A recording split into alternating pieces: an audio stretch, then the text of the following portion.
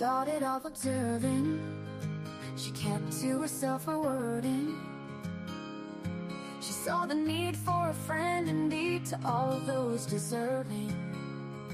She travels the world through your eyes. She listens and sometimes cries. She wants to know what makes you whole and cares without disguise. According to Leanie, she welcomes you here. A laugh, a song, sometimes a tear, a friend, a foe, a stranger. Your life story, your moments of glory. You're sad, you're happy, your dreams and your worries. She wants to know the ins and outs of all of you here. According to Leanie, according to Leanie, she welcomes you here. A laugh, a song, sometimes a tear, a friend, a foe, a stranger. Your life story, your moments of glory. You're sad, you're happy, your dreams and your worry. She wants to know the ins and outs of all of you here. According to Leanie, she wants to know what it is all about. According to Leanie, you're welcome here while we all just figure life out. So sit back and yak, smile and laugh, have a cuppa or two. Leanie is coming on right now and she welcomes you. Let's hear life according to Leanie.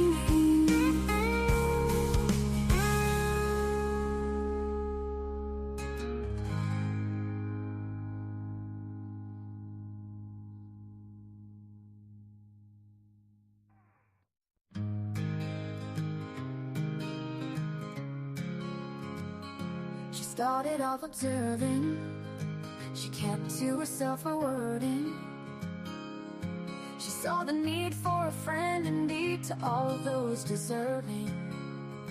She travels the world through your eyes. She listens and sometimes cries. She wants to know what makes you whole and cares without disguise. According to Leanie, she welcomes you here. A laugh, a song, sometimes a tear, a friend, a foe, a stranger.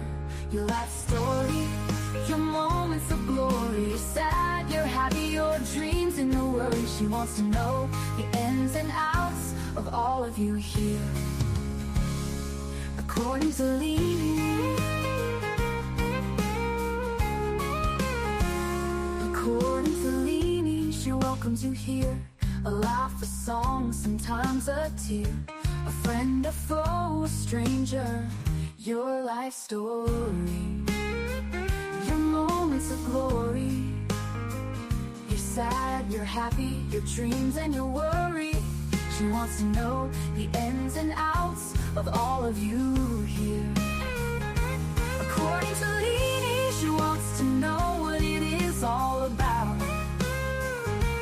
According to Leanie, you're welcome here while we all just figure life out. So sit back and yak, smile and laugh, have a cuppa or two. Leanie is coming on right now and she welcomes you. Let's hear life according to Leanie.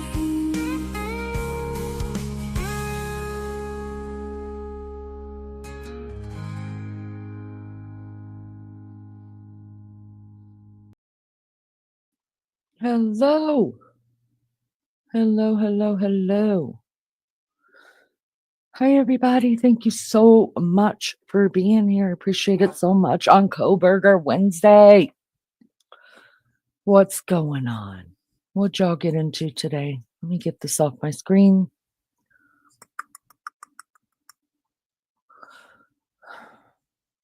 Where are you? There you are. Hello. Hi, everybody. Hi, Leanie. Lizzo, thank you so much for being here. Jay Badass, thank you. And anybody here in the bushes, thank you so much for being here. Not a lot, not a lot going on, not a lot going on. Um,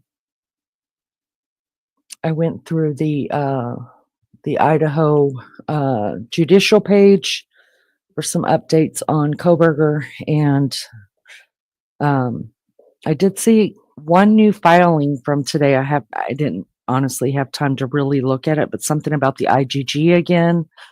I thought that was settled already, but apparently not. So I will go back through that.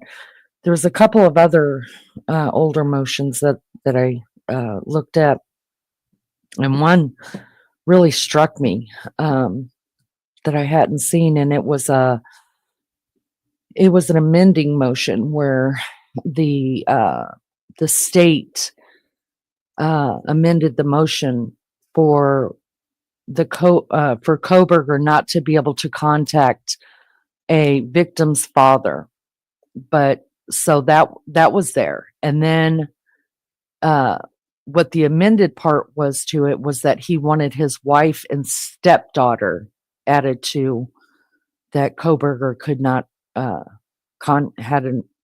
could not contact them. So it was a amendment to a no contact order. And I was like, I'm trying to think of, no, I'm not going to lie. I just woke up less than 2 hours ago, and I just was looking that up. And so my head's not working, but so it wouldn't be Kaylee Gonsalves's,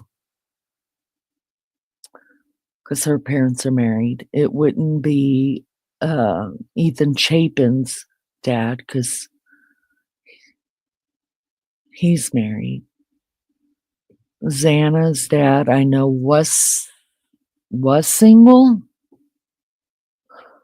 And then Maddie, I thought Maddie's dad had remarried already. Don't know. I'll have to look it up and see. But anyways, what'd you guys get into? I noticed that the crocuses and our daffodils are blooming, you guys. Lunch lady, hello. Hello, hello, hello. Everybody's quiet today. Did everybody get enough sleep? Everybody's quiet. Chat is so quiet. What's going on? Hello, everybody in the bushes. That leaves 3 people in the bushes that have not said hello. So today I thought we would go back over, because here's what I realized. I had a little freak out. 78 today. Nice.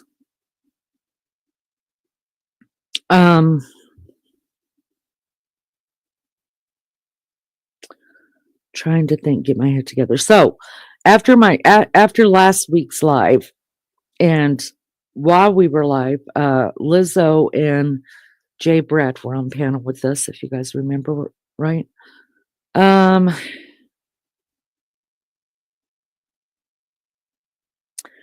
Oh, yeah.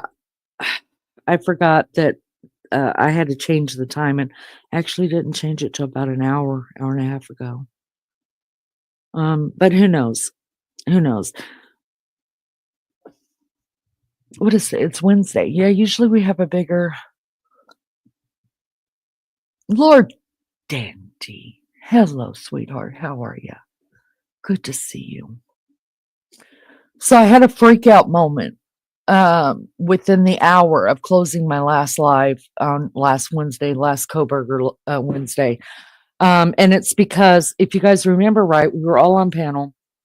We were trying to break shit down, and then we got news from Maggie that two new things were just released, and they were unsealed documents of the 911 call and of text messages that were between the 2 surviving roommates, Bethany and Dylan. So then we went through this big hassle of me trying to get it up and finding it. Everybody else was finding it but me. And then when I did find it, like, I was in this frenzy of being able to read it. I wanted to know too. I all see true crime. Lord Dandy, you are beautiful. I think you're a very good looking man. Listen, I'd hit it. I'm not gonna lie, I'd hit it. I'd make you go straight for 10 minutes. Anyways, I was in so I'm trying to read all this stuff on, on panel and get a gist for what's going on. My emotions were all over the place. I was frenzied. I was super excited to be able to get something new, get my teeth. And y'all, I realized after it was over, the live was over, and I started, because when I'm reading it out loud, I don't pick up as much as when I'm reading it to myself and then reading it again and going over it in my mind and visualizing. And I realized after I had done that, I was like, oh no. Oh no, I need to go live again. I was going to go, I was just going to, I was so damn tired of documents by the time we had gotten off that live. And if my brain was not in such a swim, I would have jumped back on the live, because here's what I thought afterwards. I thought, oh my God, I have deceived these people. I have shared untruths, not knowingly. Hi, Lindley. Good to see you, love bug. I didn't know. Because I'm just reading, new as you guys are reading. I'm trying to grasp, and everything that I think I know about the case, making it fit into everything that I think I know about the case. And then I realized I may have this case all fucked up.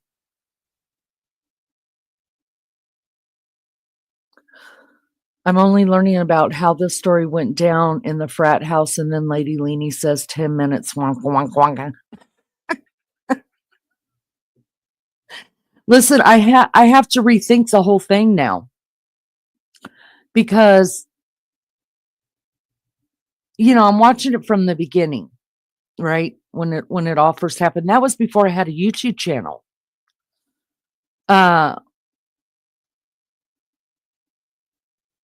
Before I had a YouTube channel, this case happened. And so that was before I had a computer. So I didn't save everything that I have ever read and watched on this, right? Like a lot of people have who are covering this, like they have a file. I don't have a file. I don't even know how to get a file. Let's just be honest. I'd have to have Lunch Lady do me a file, or Maggie do one of y'all would be doing me a file. Okay. I don't know about a file, but I'm going over in my head over and over and over again, like things I've heard, things I've seen. Where did I see that at? I got to pull that back up. I got to find this. I got to find this. How's this fit? Blah, blah, blah, blah. It just goes like that. Blah, blah. That's what's happening. Sierra, hello. There's the beauty of YouTube streets right there, and that's no lie. So I'm having to go off memory as to what I have seen and heard about this case. And I'm not talking about seen and heard from other creators and what their thoughts are on this case. I'm talking about seen and heard from court TV, from the parents' own mouth, from friends' own mouth, from court documents that I have been able to pull up, from things like that, and trying to pin it all together. So when this two different documents came back out, you guys, I was frazzled. I was brain overload. I don't spoil you, girl. I tell nothing but the truth. Nothing but the truth here. So help me God. So all week, I have been rearranging my timeline, rearranging what I think happened, rearranging how it could have happened. And I think I'm more fucked up than I've been in the beginning. That's the truth. That's the truth.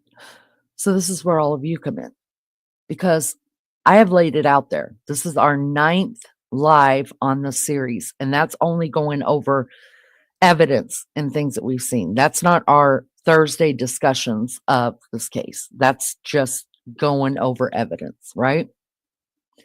This is where you guys come in. I've laid it all out, told you how I think it happened. Now I have to rethink it according to the 2 documents that we have. And I need to know your thoughts. I really would like to know your thoughts. So I pulled back up the two documents that I'm talking about. I pulled back up the text messages and I pulled up the 911 call. It fucked me up because I thought way before that had ever happened, I thought I had heard way back that when the 911 call came out, that they had run outside, that Bethany had run out. This is what I heard. Eyewitness. Okay. Eyewitness, not some other creator making this shit up. Eyewitness account, supposedly, that they were walking down the street, saw Bethany, heard a ruckus at the house, saw Bethany run outside. She has her phone in her hand. It looks like she slipped and fell, but actually she passed out. And then somebody else picked up the phone and started talking to the operator. So when I see the 911 call and they're talking about someone passed out, I'm thinking, okay, they're talking about Bethany that's passed out. No, they weren't. No. Hi, Ann. Good to see you. And that's what I'm talking about. Like, I didn't go all the way down and read when we got the documents last Wednesday that the person they were talking about is unconscious, is actually Xana, one of the unalived victims. So all week I've been racking my brain, redoing everything that I've heard, taking out other witnesses that I've heard, on the news talking about this shit, getting me all confused. And here's what I've come up with, and I'm going to ask you to leave your brains open for this thought, but I still would like to have people tell me what you think. So when they're talking about in the 911 call that there's somebody unconscious, she was drinking a lot, she's passed out, she's unconscious, she won't wake up, okay? And then it's said in the documents that is Xana. After that, everybody, including Court TV and other people, are like, where's the blood? Why would they classify her as being passed out when it has to be a bloodbath?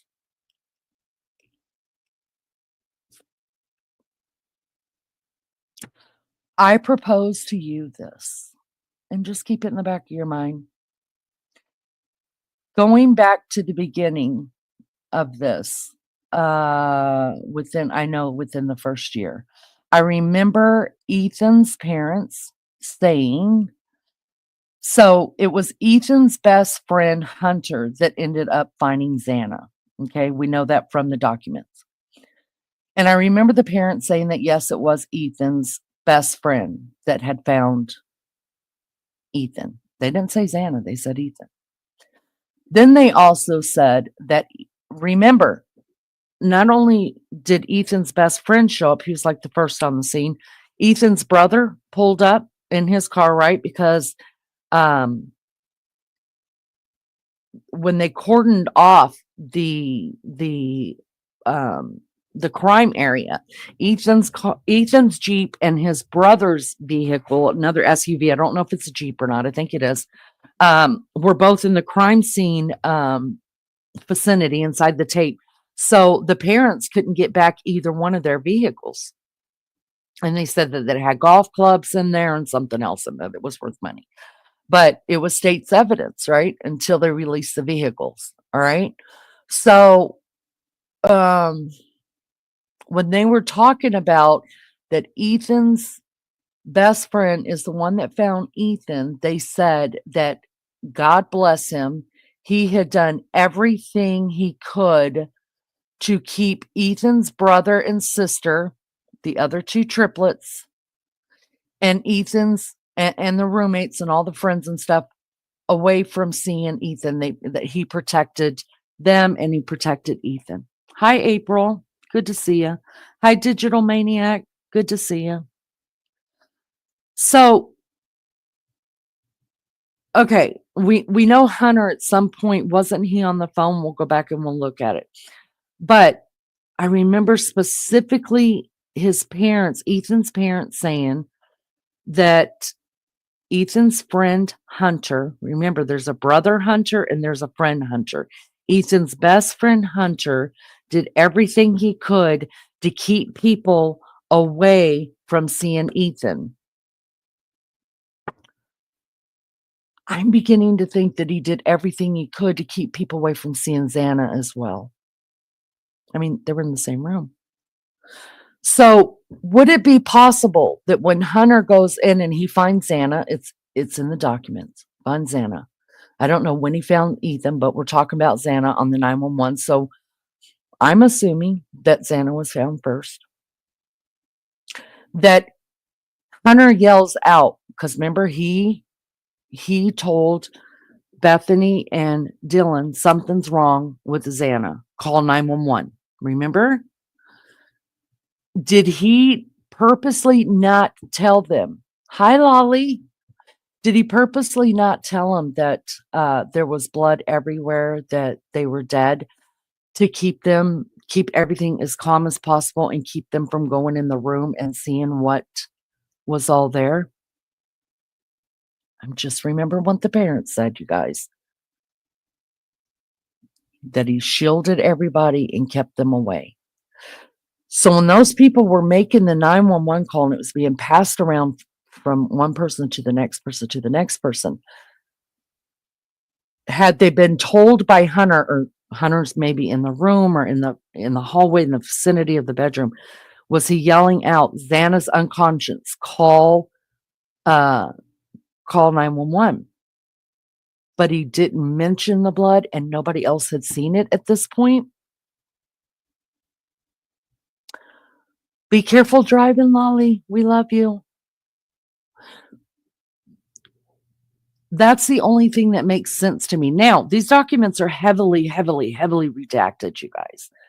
And when I was reading them out loud, when we first got them on last Wednesday, I was like, you guys, these are redacted because none of this is making any sense, like they're talking to each other. It's like you can see stuff missing out of it because it makes no sense. And there's a lot missing out of it. So this week when I was going over all of this in my head, and I want to thank those, there have been plenty of people that are invested in this case as well that has sent me things via messenger or my email, just more stuff to dig into. And I appreciate that. If you see anything or you want me to look into something or just look at something, mention it on the live, get everybody's thoughts on it, email it to me or message it to me. My email is accordingtolini@gmail.com. So thank you to those that reached out to me. I appreciate it so much.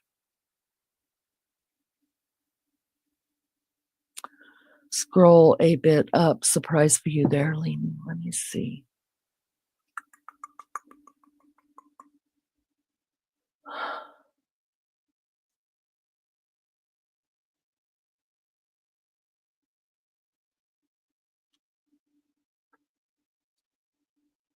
The rooster is now known as Polly. Then there's Eulini, Lizzo, Melly, Joe, and Lulu.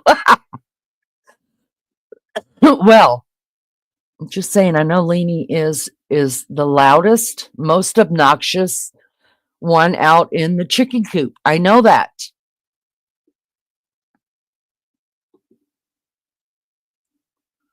So Lindley says, I'm thinking Bethany or Dylan was the one who was passed out. What do you think? Are we talking about, Lindley, are you talking about the one passed out that they were talking about in the 911 call or something you've heard? Because I heard early on from a so-called eyewitness that Bethany passed out outside when it clearly says in the 911 call that they were in the house when the call was made. I thought the neighbor saw Bethany or Dylan run out and pass out. Thank you, April. Thank you.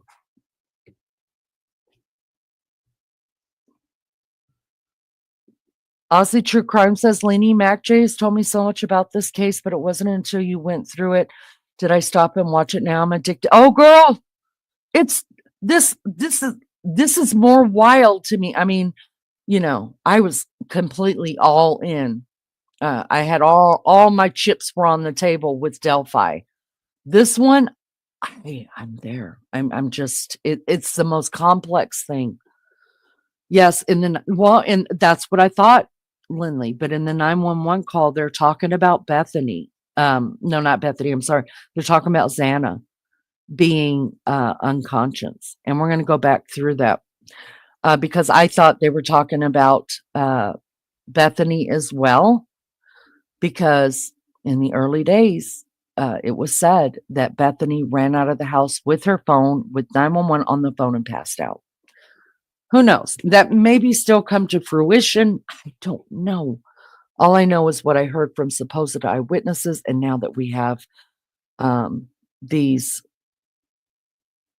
new documents. So let's take some time. Let's go back over the documents, understanding that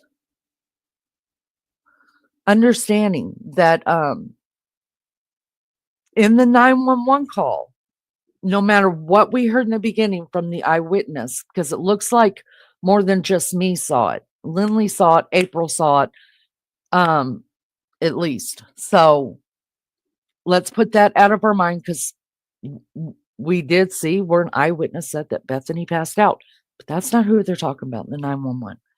We're definitely talking about Xana. So I'm going to pull this up. Thank you guys for being here. Hit the like for me. Let's deep dive. All right. All right. Let me see. Share screen. Now, you guys, I pulled these out of the Idaho jurisdiction page, Bryan Kohberger's case that's there.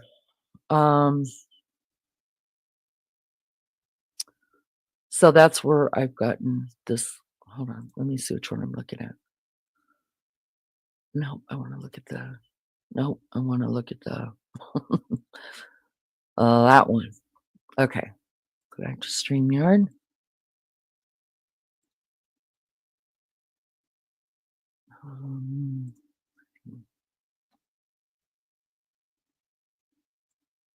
All right.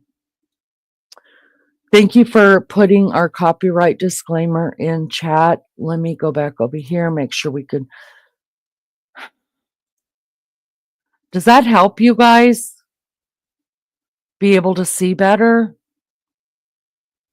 Well, then I can't see you guys. It's terrible. Copyright disclaimer under Section 107 of the Copyright Act of 1976 gives allowances made for fair use for purposes such as criticism, comment, and news reporting. Leni, what was the new DNA evidence? I'm so behind in the case. The new DNA evidence was there were three samples of different DNA underneath Maddie's fingernails. One we assume is hers. I mean, it's her body. And I guess the other two have not been tested because it's minute, I think they said. Not enough to get a full panel on it. And then there was blood on the handrail going up from the first floor to the second floor. And there was a glove found. It doesn't say where. There just was a glove found there. And it doesn't say blood. It says it has DNA evidence on it. That's all I know. We have to remember, you guys, that this thing is so redacted. I mean, the judge is making them start to unseal a lot of this, you guys, because they're not supposed to be sealing all of this shit, you know? It's just crazy. Idaho, get your shit together. Quit sealing shit that shouldn't be sealed. Jay Brad, who is our resident retired FBI agent, says the fingernail DNA is a red herring to distract. Could be. Can you scroll the copyright at the bottom? Yes, I will. And I also want to let you guys know that protect yourselves, because some of this news is so gnarly. And I'm not exactly good at trying to sugarcoat a crime scene. I'm going to put as much out there as what YouTube is going to allow. In fact, I test a lot of boundaries with it. So I'm not sugarcoating anything. I'm telling you how gnarly it is. I'm telling you how bloody it is. I'm telling you everything. Because that's the way that I want to know. OJ, yeah. OJ didn't do this one for sure, Sierra. We know. April, I don't believe that. I believe he still did use the slider to come and go. We obviously know there were plenty of people before the police got there that were in and out of that crime scene that could have left the blood there, but we don't even know if that was blood from the crime or if it was just blood from the house somewhere. This is a trigger warning. All right, let's get to it, you guys. Let's go over again.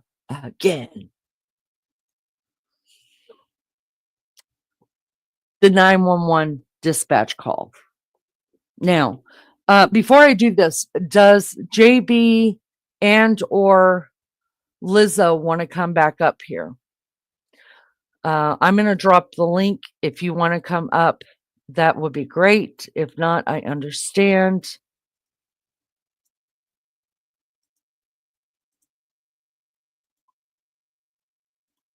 There's the link. Anybody can actually come up, but we're talking Kohberger, okay? We're not going to talk about Leanie's puppies right now. We're just talking Kohberger. Copyright disclaimer. Under Section 107 of the Copyright Act of 1976, allowance is made for fair use for purposes such as criticism, comment, news reporting, teaching, scholarship, and research. All right. Let me know if you want to come up or just pop backstage, and I will see you there. All right, mods, I cannot see chat when I'm over in this other section. Let me make this as big as I can. There we go. Can't see chat, so thank you for covering that for us. All right. Now we have to redo this. All right, we have to redo this. Up at the top, you'll see the 911 call, and then it gives Q, Q1, Q2, Q3, Q4, Q5. After that, it gives A, and then A1 and A2. What we were able to find out, and even after going back over this, we were right about this part. All of the ones that you see as a Q, all of the commentary you see coming as a Q is actually officials like dispatch or another dispatch or the fire department or the ambulance or the police. Okay. So all of the Qs are official people. They're nobody at the house. The 3 A's that we're going to hear from, A, A1, and A2, are actually at the house. These are the witnesses that are on the phone with people at with law enforcement. Okay. So even though you're going to hear the operator in the say, which is going to be Q, just Q by itself is the dispatch operator that took the call. Even though you're going to hear her say, I've talked to 4 people. Y'all, she's just frazzled. It probably sounds like 4 people or 20. I don't know. So, but there's actually in this, well, it could have been 4 people, but remember, we're looking at We're looking at a redacted form, okay? So there's stuff even in this 911 call that we're not privy to yet, okay? So it could have been more people she talked to. But what we're going to see there, from what we see, there's only 3 people that are at the house that are talking on the phone, passing it around. All right. So let's start on this. All right. Now, what I believe to be woman A, I don't know. Woman A is either Bethany or Dylan. It doesn't give a name, just gives it's a woman. So A is a woman. Whereas before I thought it was Dylan. It very well could be Bethany now. I don't know. A1 is actually Hunter. Remember the guy who went in and found Xana, okay? Ethan's best friend.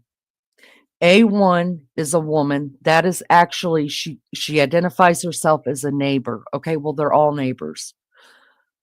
She identifies herself as a neighbor. That is actually Hunter's girlfriend. Okay. From what I understand, Hunter and his girlfriend were both called or texted to come to the house. Okay. And A2 is some guy named Evan, I think. But let's go and see. Everybody good? Everybody good? All right. Do we know if Kaylee, Maddie still had on the clothes they wore out that night or actually dressing for bed and sleeping? We don't know that yet. That's a good question. We don't know that.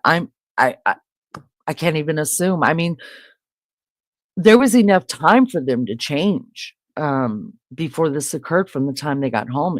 You know, they could have slipped on jammy pants and a t-shirt or whatever. So we don't know. It hasn't come out yet. Interesting, though, to say the least. All right, here we go. Let's get back into this. All right, Q. This is the dispatcher says 911, location of your emergency. Either Dylan or Bethany replies, "Hi, something is happening. Something happened in our house." That's how come we know it's Dylan or Bethany, because they said something happened in our house. We don't know what. We have ... Dispatcher says, "What's the address of the emergency?" Bethany or Dylan says, 1122. And then she says, "No, don't." So that part, we don't know if she's talking to someone around her. There's enough people around her. The dispatcher again says, "What is the rest of the address?" Dylan or Bethany replies, "Oh, Kings Road." The dispatcher says, "Okay, and is that a house or an apartment?" Dylan or Bethany says, "It's a house." The dispatcher says, "Can you repeat the address to make sure that I have it right?" Here comes a total different person on the phone. A1, which we know is the neighbor, which most of us, I think, have found out since then that this is actually Hunter's girlfriend. All right, so A1 comes in right now after dispatcher asks, "Can you repeat the address to make sure that I have it right?"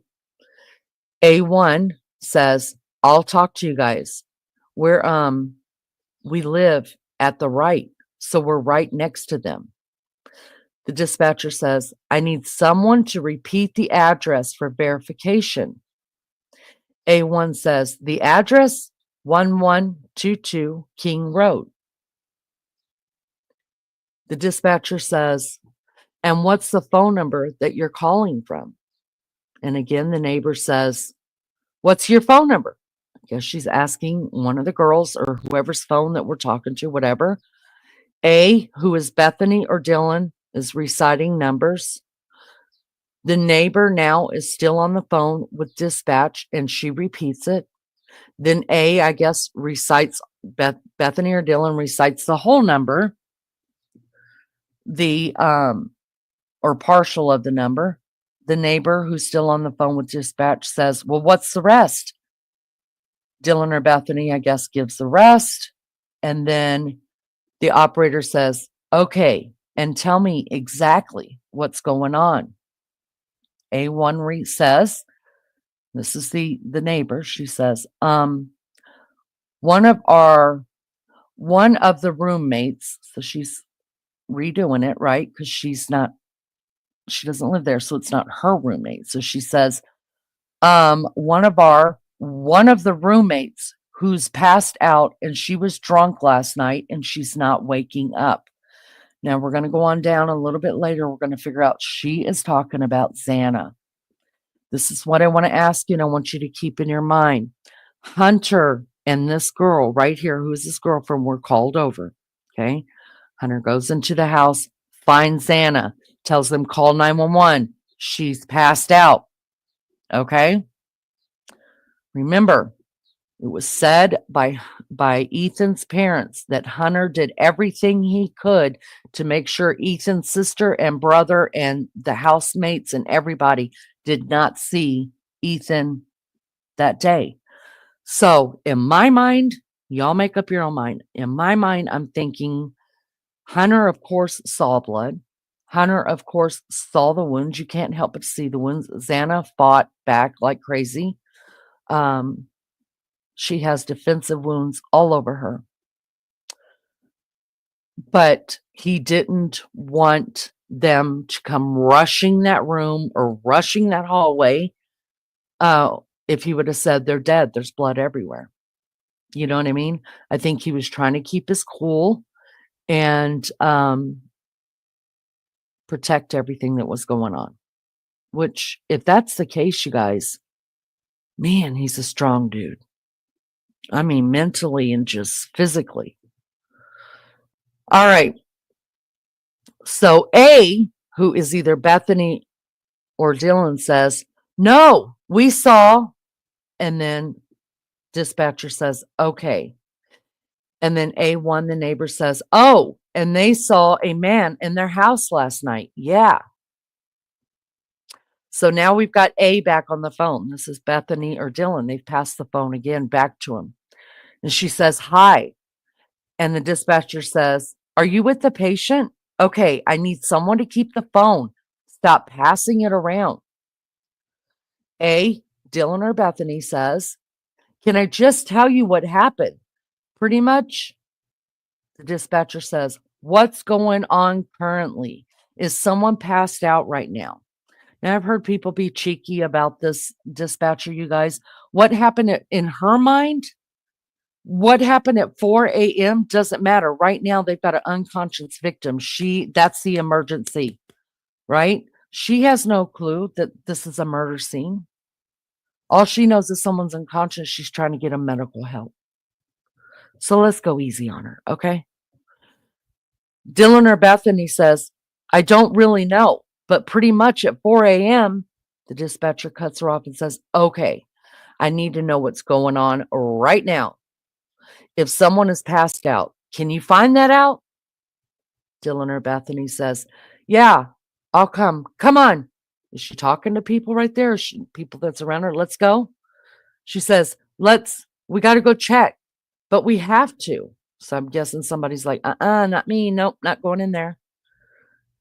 And then Dylan or Bethany says, is she passed out? Is she passed out? What's wrong?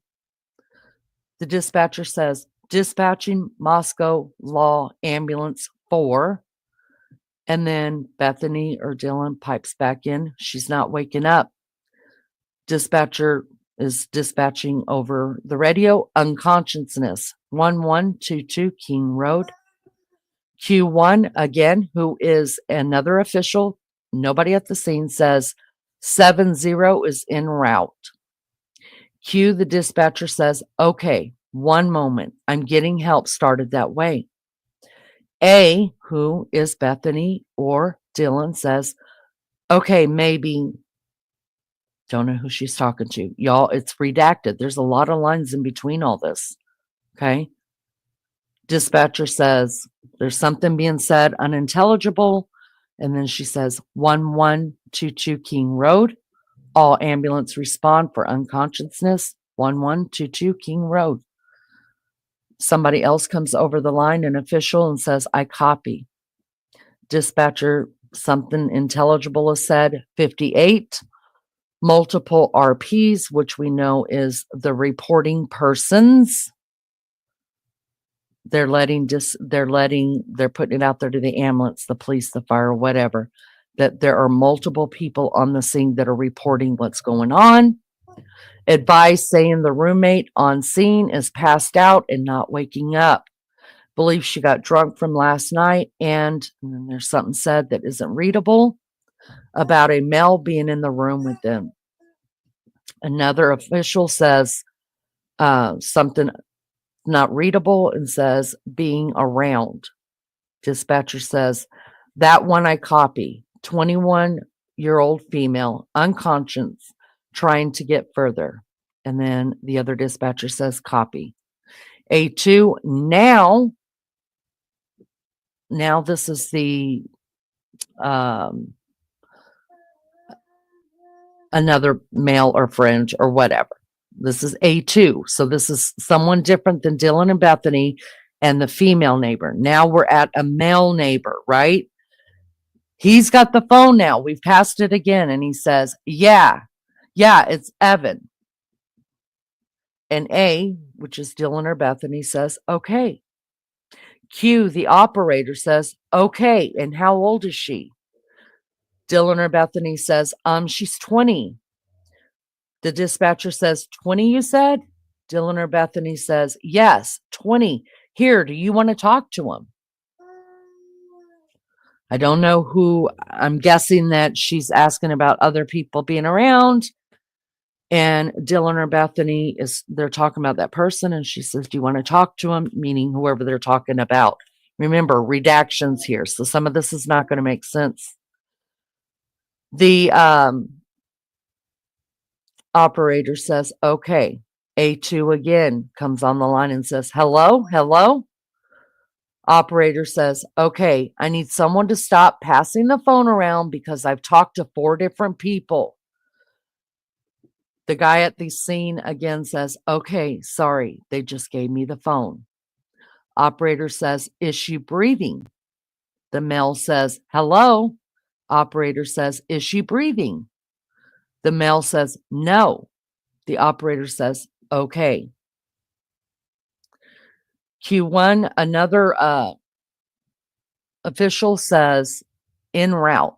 They're just letting them know that they're on their way. Okay. A2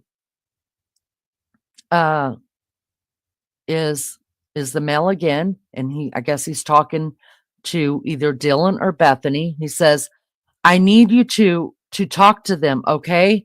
I can't talk to them. I need you to talk to them. So that's the guy telling either Dylan or Bethany, like, here's the phone. Talk to him.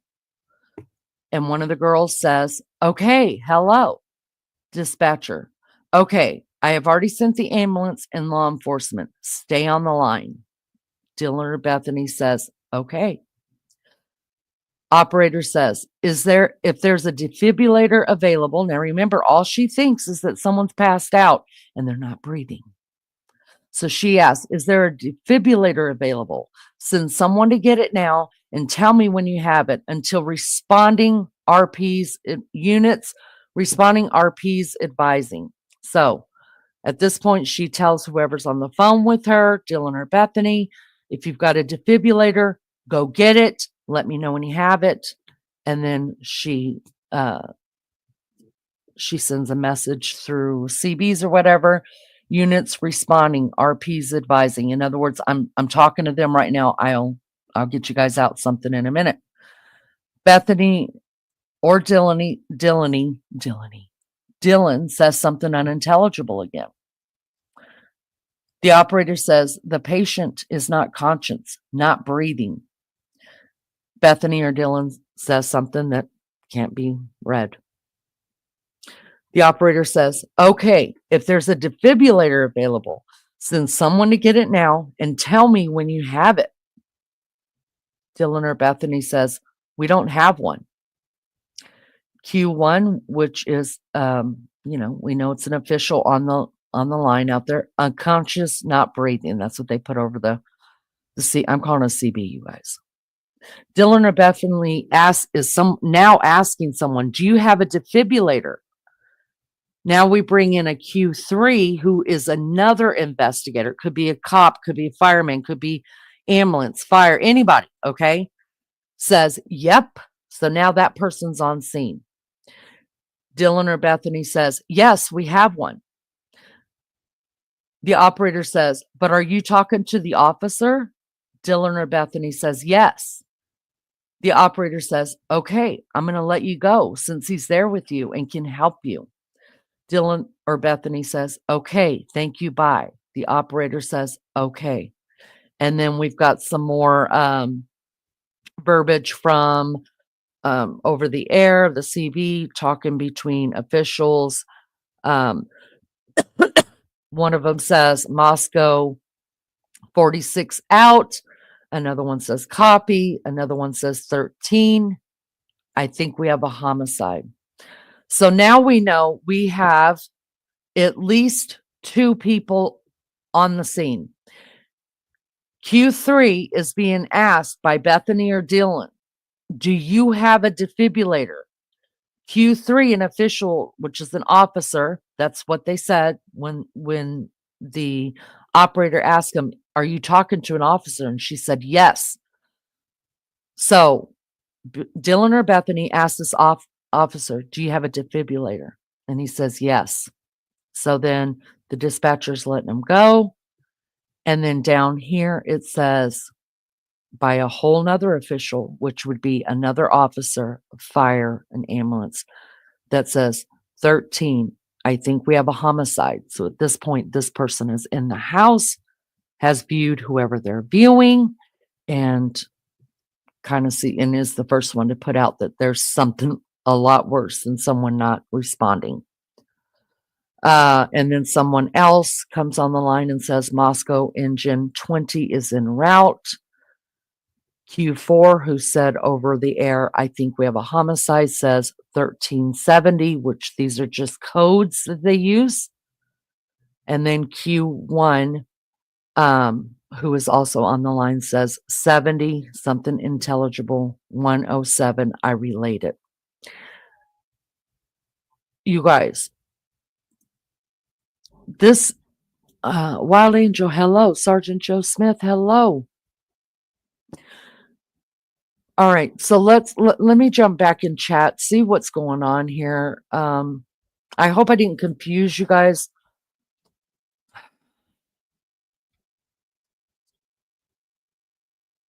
More by the way that I read that.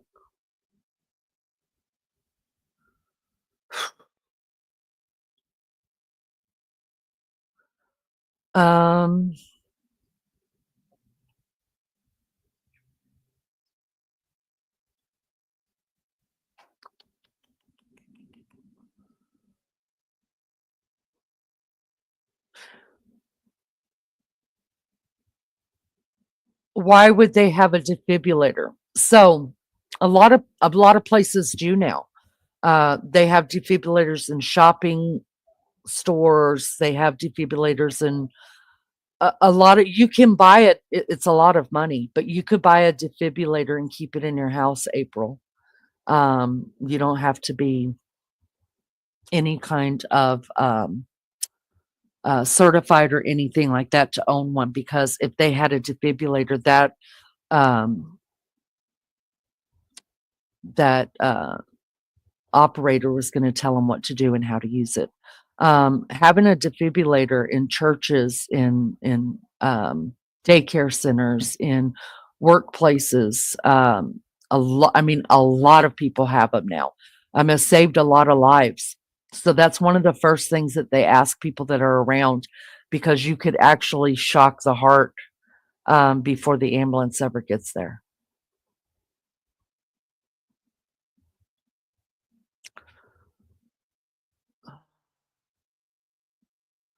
Thank you, April. I appreciate that. I know a lot of this is redacted, but you know what? I'm so grateful because, before we had this, we were just trying to fill in the gaps. Now, there are places we still have to fill in the gaps, but at least we've got something a little bit more concrete to go with.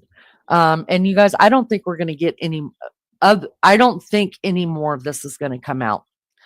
I don't think we're going to get any more of like the 911 call or even text messages. I think they have given enough, put enough out there to be transparent, like the court wants them to be with the public, that we're not going to understand fully what all happened on that 911 call or even on the text messages.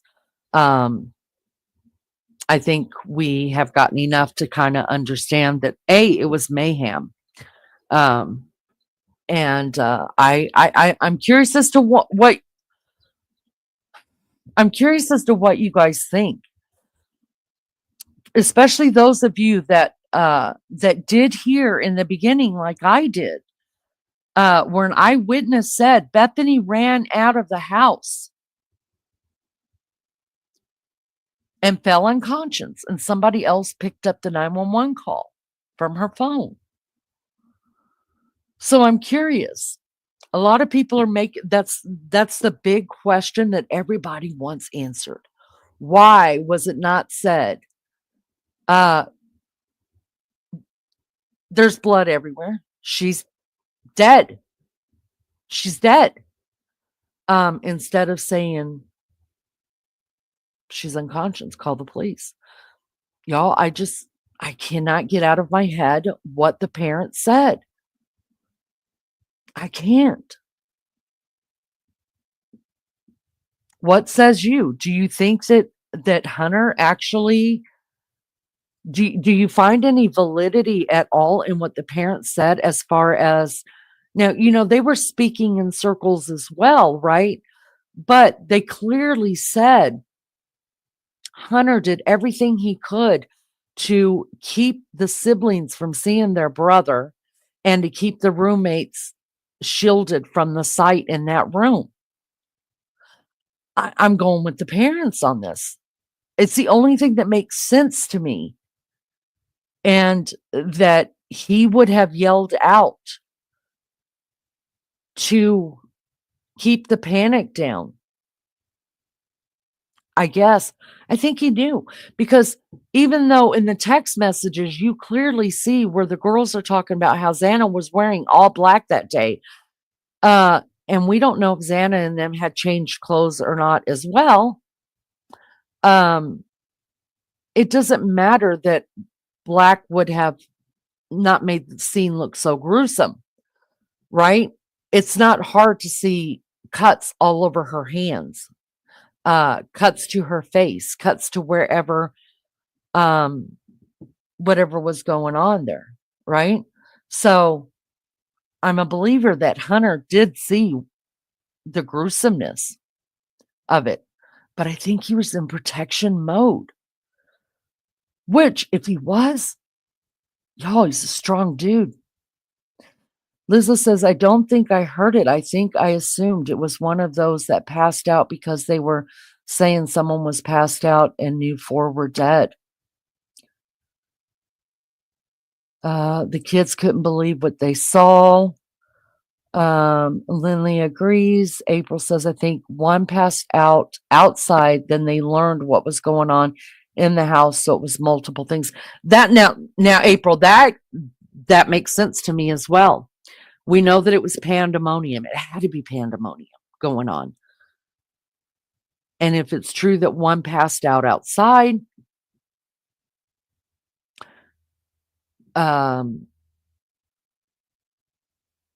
maybe the girl who came over, the girlfriend of Hunter that came over and was talking on the police interview, maybe she was just getting everybody screaming in her ear, like they're passed out, so she thinks that it's they're talking about Bethany passing out with the phone in her hand, and then she's hearing there was a guy in her room. Oh, there was a guy in the room. Oh, that one's not breathing in there, so she's not breathing. So the operator's like, what the fuck? Digital Maniac says, I think Hunter didn't want to say what he's seen out loud. I think so too. And I think Bethany ran out and passed out because she's seen blood possibly on the carpet and on the walls.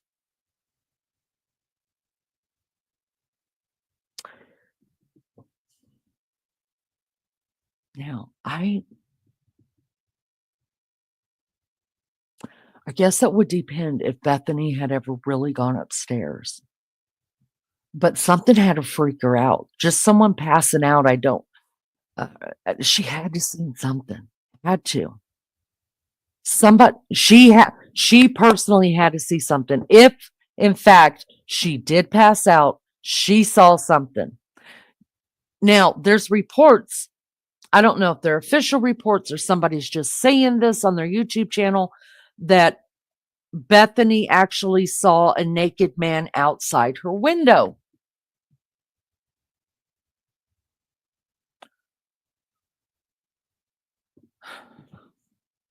But I'm very confused at the massive difference between the coroner saying there was so much blood and yet it was not mentioned on the 911 call or by the EMT. Well, I mean, the EMT would have put it out over, it wouldn't have been on the 911 call because obviously he put it out over his radio that I think it's a homicide. So at that point, the operator had already hung up. So I'm thinking there was nothing else put there, and he was just using his radio to radio in. I think we've got a homicide. So, and I'm like Digital Maniac. I think that he was. I think he just, there are some people. Let's think about this. All of us react to fear and crises and all different, right? Okay, so let's think about that for a minute. So I've told you guys before, I was getting ready for school, and this has happened to me so many times. And I was standing in the mirror. Behind me was my bedroom window, and the sun was shining, so I could see a body. I could see a silhouette trying to pull up the window to get in my bedroom window. Y'all, I couldn't speak. No vocal would come out at all. I stood there just staring at it. And the more I tried to scream, there was nothing. There was nothing. I took off running down the hallway. And because I didn't have a voice, I was trying to scream, but nothing was coming out. I just was shaking my mom. And then after I shook my mom, and she was like, "What?" Then my voice came to me, and all I could say is somebody, somebody, somebody. And she went in there and saw it. And it happened to be my fucking sister that was coming. That was a terrible day. But I know that when it comes to things that scare me, like I lose my voice like that. But when it comes to crises, now here's the difference. When it comes to crises, like say somebody's cut their finger off or their hand off, or I walk in and somebody's hit their head, there's blood everywhere, blah, blah, blah, squirting. I would totally react. That wouldn't scare me, like I would not feel like I'm in danger. You know what I mean? So I would be able to react and then have my freak out later over what I saw. There's a lot of people like that. I think they have asked that certain words be redacted at this time, as in blood. Right. Right. Exactly. Jay Brad, I haven't seen anything official about a naked man. I don't even know where I've seen that, but I have heard it. It must not be that big or that official yet, because it hasn't been on what I would think as credible.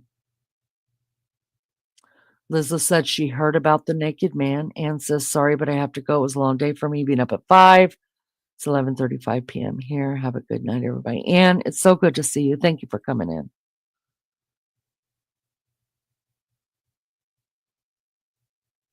Welcome back, Sergeant Joe.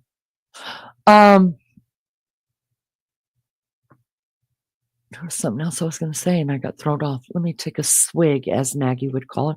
Y'all, Maggie's having the time of her life in Turkey. If you don't know, homegirl sitting out at the pool. Mediterranean beach is just like the ocean's out there. Us Americans are going, what? People hang out at the Mediterranean? I never knew that. She's having the time of her life. Oh, bitch. Lizzo says, I reckon the naked man could have been Kohberger getting changed. Yes. Digital Maniac said, did DM say she thought she heard Kaylee go upstairs? Yes, she did. Digital Maniac, that is true, because we did read in the documents before this came out that we know for sure that DM gave 4 different interviews.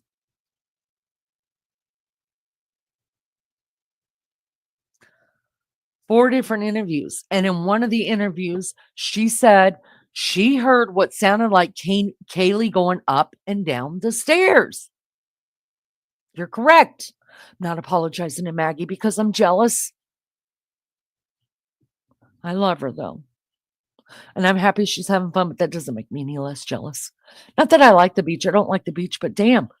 I mean, I didn't think that was real. That people actually get to see the Mediterranean Sea. That's just weird to me. It's like, that's like biblical times. Like I said, there is so much taken out of this, only so much. They're just giving us a glimpse because the judge said, knock it off.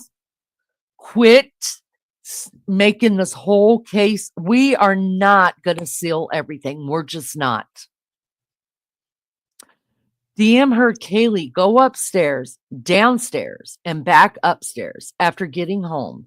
She could have went upstairs to get Murphy, took him outside, then back upstairs. If so, did Bryan force himself inside? You mean chasing her back inside? Good morning, Lulu. That's a possibility. DM heard Kaylee go upstairs, downstairs, and back upstairs after getting home. Could she have went upstairs to get Murphy, taken him outside, and then back upstairs? If so, did Bryan force himself inside? Well, remember, the only way he would have had to force himself inside is if Kaylee saw him coming and he was running up the stairs behind her. Because we know the door didn't lock, right? It was broken. I don't know, but I mean, that's such a possibility. Now, here's what I do know as well. So did Kaylee put the dog back in the room, shut the door, and leave the slider to her room open in case Murphy had to use the bathroom? Because I do know that an investigator, when they go to investigate, they can hear the dog barking on the cam, right? And an investigator went back and supposedly has proven that the only way that they could have heard, if that was Murphy, the only way that they could have heard that dog barking, you guys, was that if the dog was out on the balcony. Or here's what else I thought.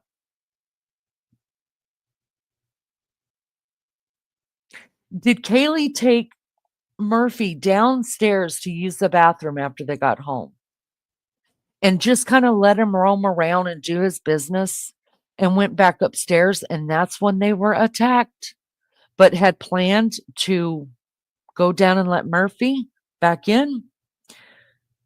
If that's the case, that Kaylee went downstairs, let Murphy out, came back in, went back upstairs, and Murphy was not in the house but doing his business outside, Murphy probably would not have had blood on him.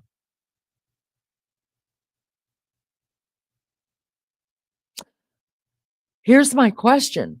Here's how Murphy possibly did not have blood on him. Think about this. What if the perpetrator went into the room? Kaylee let Murphy out. She went upstairs, right? Into the room with Maddie. And her intention was to come back down, let Murphy in. Because the neighbors have said that Murphy was let out sometimes, right? To use the bathroom. Then one of them will be out there calling him, get his ass back home, right? What happens? Kaylee goes downstairs, lets Murphy out, comes back upstairs, thinking maybe she'll let the door open. Y'all, my back door is open up right now, so my dogs can just come and go as they want to.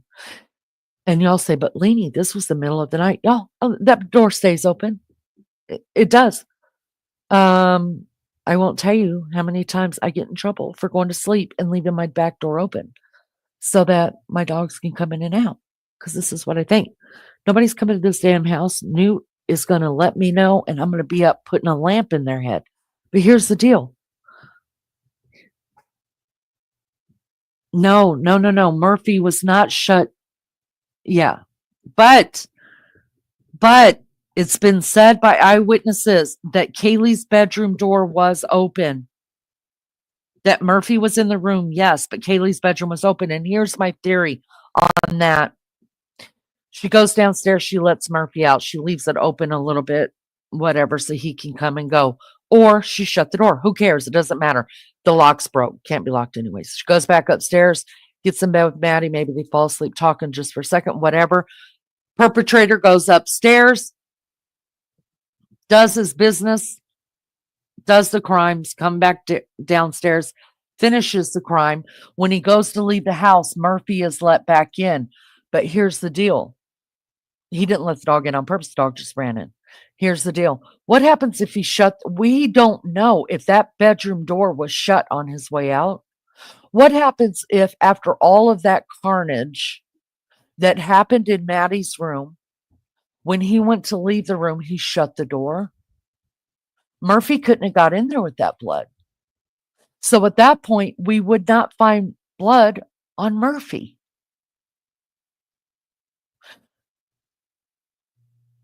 No, yeah.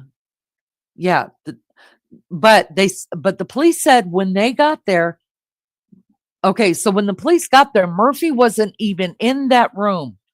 Murphy had already been taken out, right? Or somebody went up and shut the door. But I'm telling you, it would make sense that as Bryan left, he pulled the door shut, and that may be why we don't find any blood on Murphy.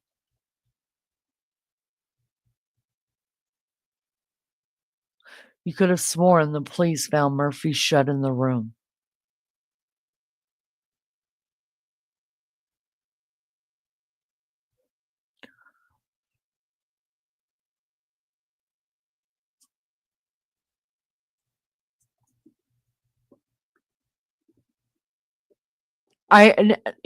We've heard a couple of things that the front door was open when the police got there. Of course, the front door is going to be open when the police got there. There's been people in and out of the house. I mean, nobody's going to be polite and shut the door. Nobody gives a damn.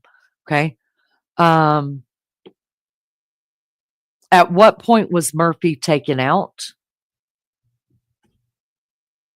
Because I swear I heard that the door was not shut to Kaylee's room when the police got there. What do you guys think about that? Could he have shut the door? And that's why Murphy didn't have any blood on him? Here's another thought. Just because, so we know about the latent shoe print with the blood, right? Or whatever. We don't know if it was blood. We don't know if it was, it just couldn't be seen by the naked eye. Okay. They only have to put one in the probable cause. to show that they believed Dylan's theory or thoughts or memory or what she said happened.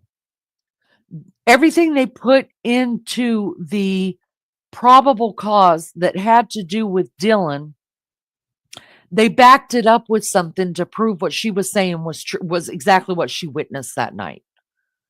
So they didn't have to put footprints leading from Xana's latent shoe prints leading from upstairs or downstairs or from Xana's room or anywhere. They only had to put one. What happens if there was more latent shoe prints?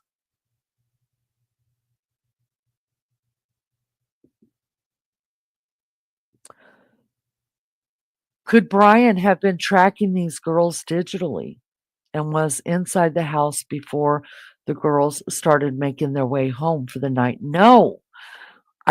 Digital maniac. So if you believe that the car, which I do, that we're seeing on all of these digital cameras outside is Bryan driving by the house. And if you believe the phone records that show that phone attached to that car at the timelines, then Bryan was not in the house when they came home.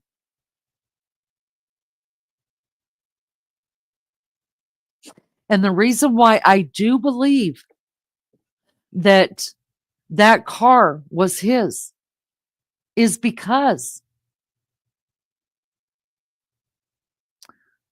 there was a motion filed by the prosecution saying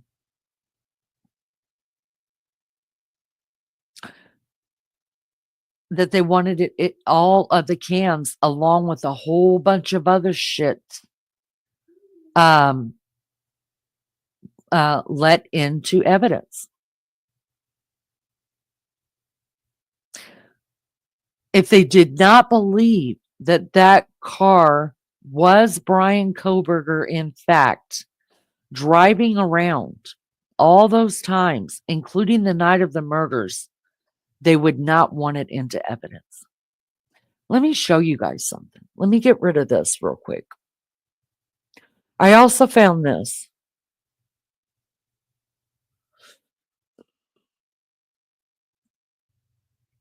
Give me just a second.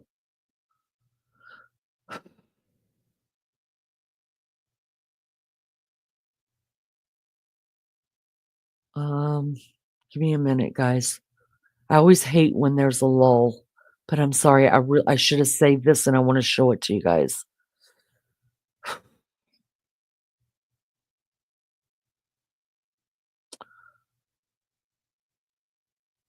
All right, maybe I'm too low. Hold on.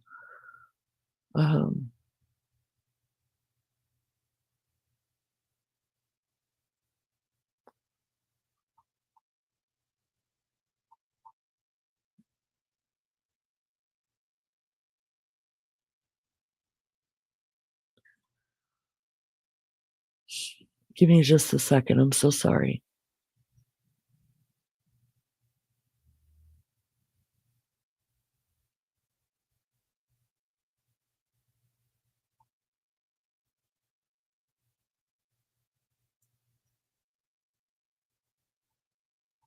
Nope, that's not it either.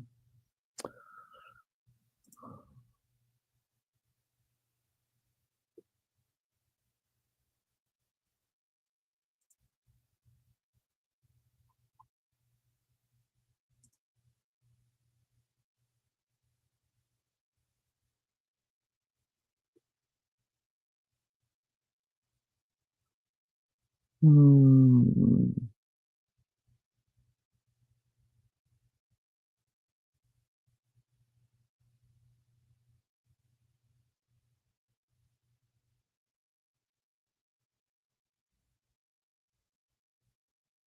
Okay, I think this is it.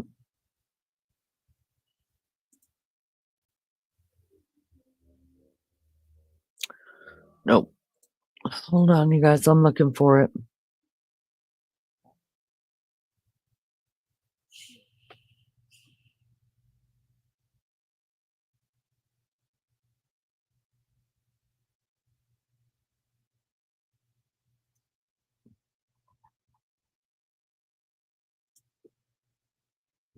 Oh man.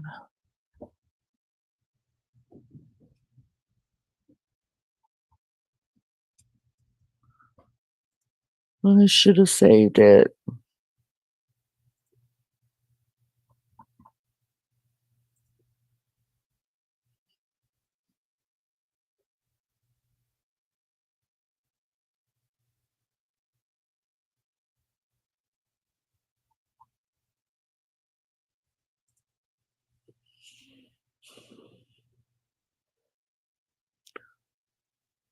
Additional leave.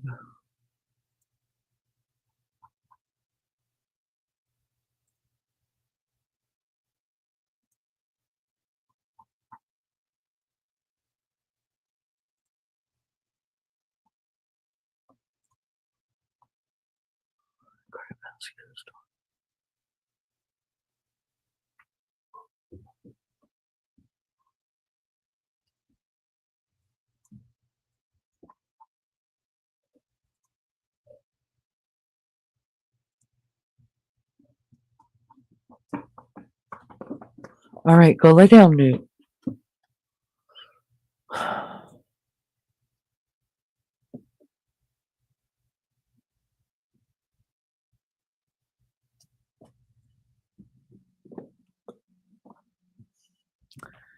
Yeah, I can't find what the hell I did with that.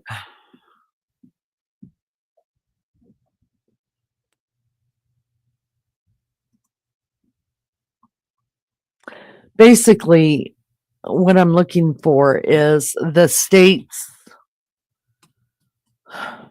they listed a whole bunch of different stuff that they want brought made sure that the jury gets to see and brought into trial, because everything that their witnesses, their evidence, all of that has to go through the courts in a motion to be used in trial. Okay. And then the defense gets a chance to say, no, for this reason, we don't want this in the trial. We don't want that in the trial, and vice versa. The defense gets to put it in, and then the state gets to say, we're going to play that in trial because here's the case law that says that we're allowed to. And there's a whole list of shit, you guys, from their AT&T, from we've talked about it, from Amazon, and it's not just everything Kohberger, you guys. They've got Kaylee's stuff, banking accounts. They've got Madison's. They've got Xana's. Ethan's on there. I think his banking account is on there. I mean, everything you can think of that they would use in this case has been submitted to the courts to be used in prosecution. So there's that. Digital Maniac says, I don't know why the sliding door was broken. That's wild. Well, let's go back to the beginning. So this is a party house, right? These damn kids don't care if they tear your shit up, right? It's not their house. They don't have to fix nothing. The week prior, remember, guys, the week prior, when Xana's dad came in for family day, do you guys remember? Wasn't it Xana's dad that says he put a new lock on her door? On her bedroom door? What would be the reasoning for that? Too much shit going on in and out of the house. The back door was left unsecure, so she didn't feel protected. She wanted some privacy and some safety.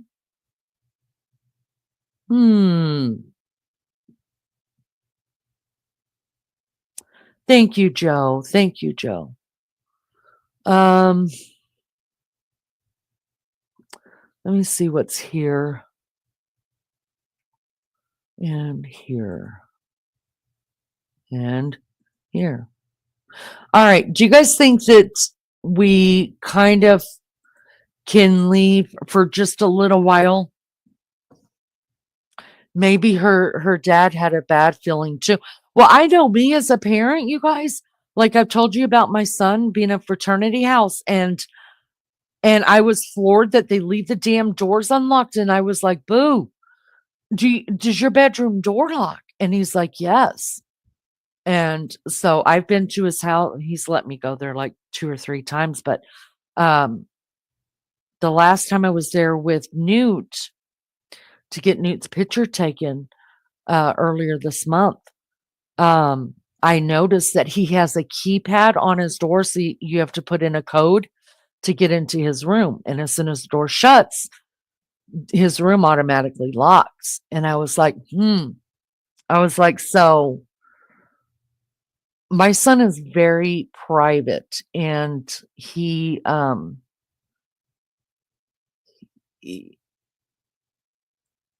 non-trusting like his dad. Like me, I trust everybody. I'm like, oh, you're my friend. I love you so much. That kind of thing. Then I get heartbroken.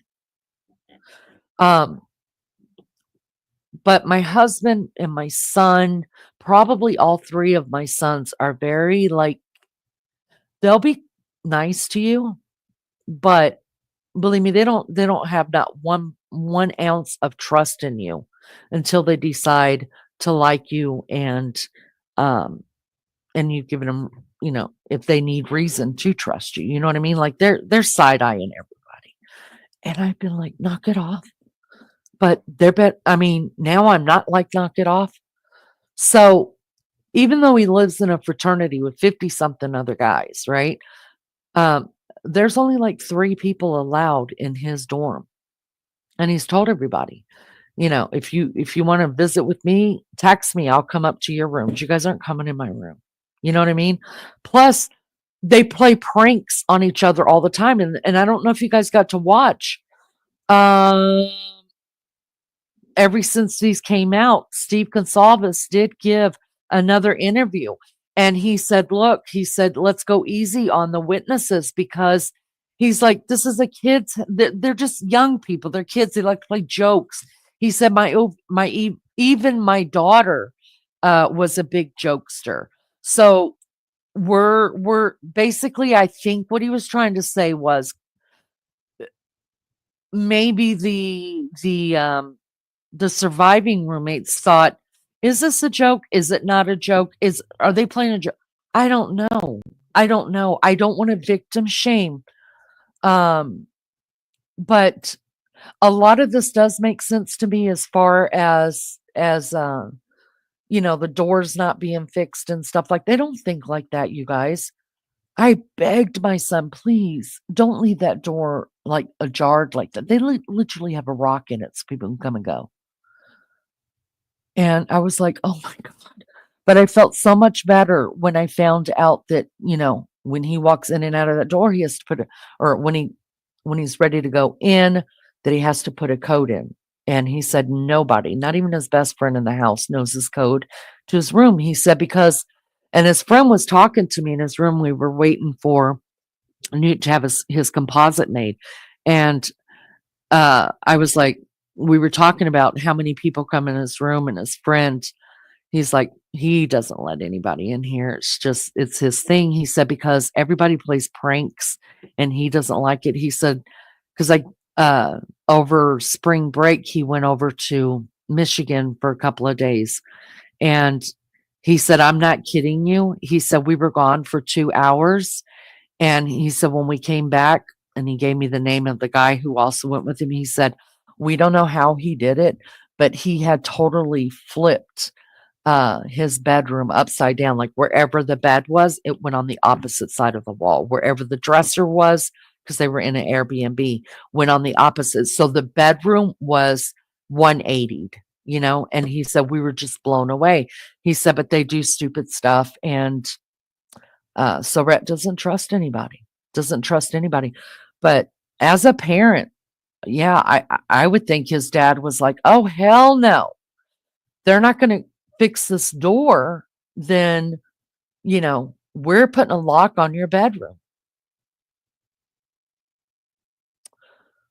But I think I remember him saying, Xana asked for a lock to be put on.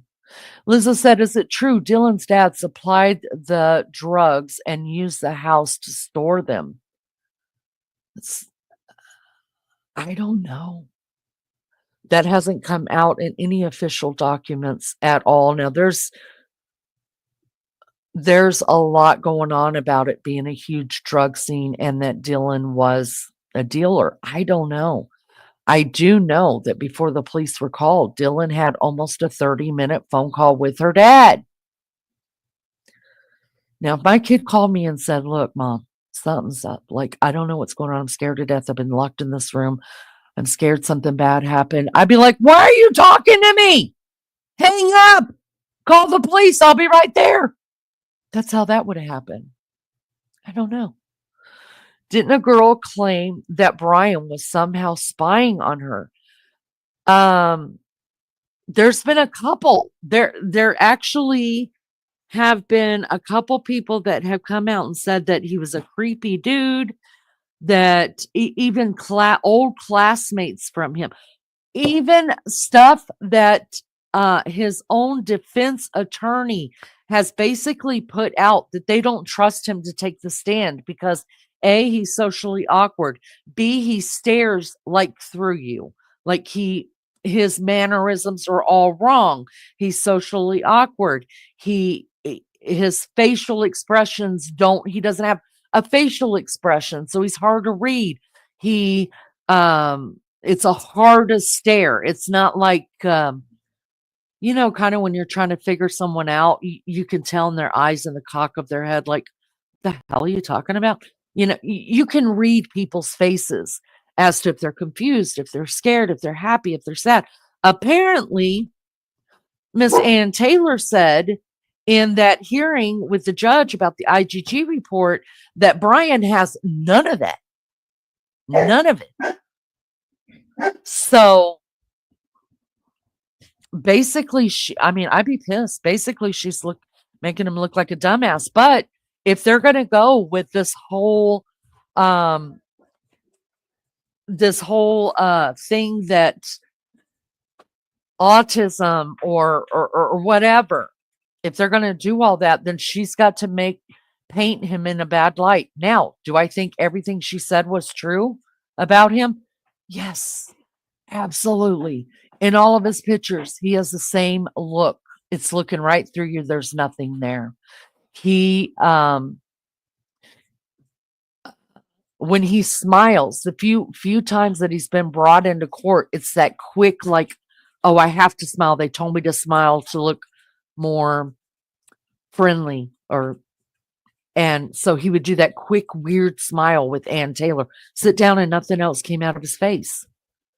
You know what I mean? Here's the deal, though. You cannot claim insanity in Idaho.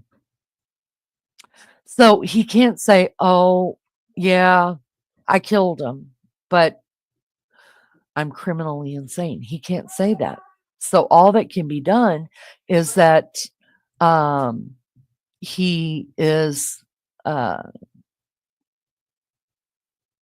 that people doctors have evaluated him. He can have a competency review from psychologists and psychiatrists and all these other things. And if he's found legally sane enough to stand trial for this, then he is. So I think right now, the reason why I think that we haven't heard that he's just insane, he needs to go to a hospital for the rest of his life and stuff like that, is because, they've already had him tested. Everybody's had him tested. He's been tested a couple times, and he's not criminally insane, you guys. He's just not.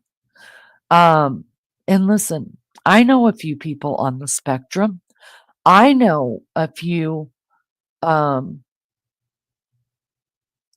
on the spectrum means, and no two people with autism are the same, from what I understand.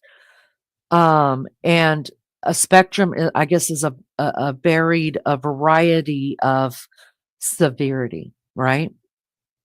So, do I believe that Kohberger could have maybe Asperger's disease, or it's not a disease, Asperger's, what do you call it? I'm trying to be politically correct, and I'm not good at it. Um, some kind of Asperger's challenge, okay? Syndrome. Thank you, April. Do we, so I could, listen, Maggie has been upfront and very honest about her son.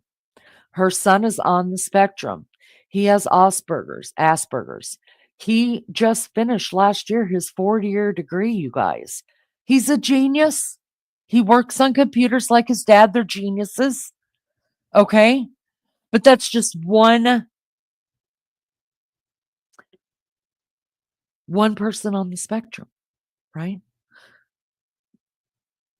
I believe whatever the highest part on that spectrum is, if Bryan Kohberger is on the spectrum, he's of the highest. Y'all, he's smart. Just because he left a knife sheath on the bed, which I have my own thoughts about, um, doesn't make him stupid. It just means that I think he got into something he didn't know he was going to get into. And he didn't know Kaylee was going to put up the fight. Some people say it's his calling card, that he would have continued doing this and probably left a knife sheath.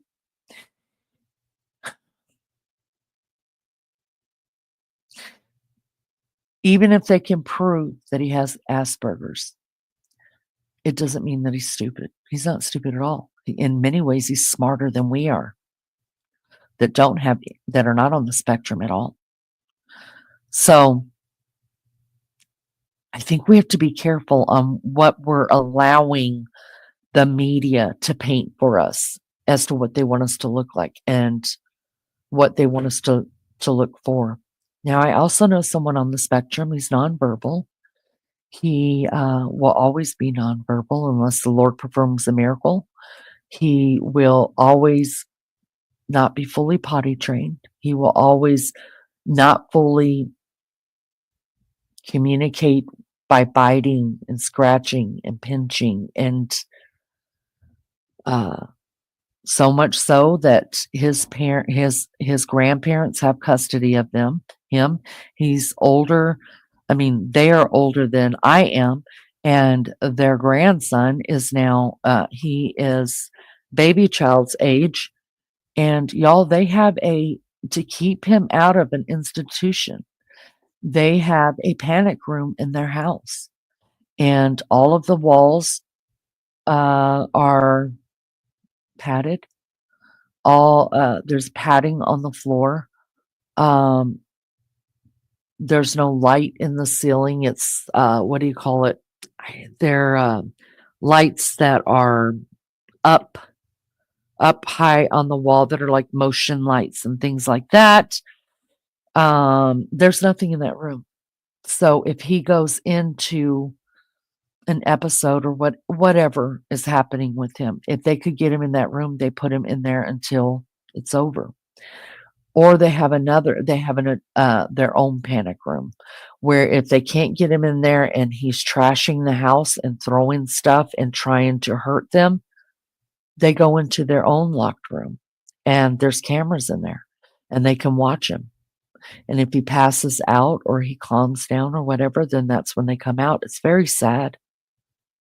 It's just so sad. Hi, MJD. Anyways, so we got to be careful what we allow, how we allow ourselves to be manipulated. Okay, there's plenty. I can honestly say what I think what Ann Taylor is trying to portray is. Do you guys remember Adam Lanza, who went in and shot an elementary school and killed his mother and all that, and he was on the spectrum, and he was found legally incompetent? I think that's what Ann Taylor's trying to get to. She's doing her job. I don't like her, but do I think she's an incredible lawyer? Hell yeah.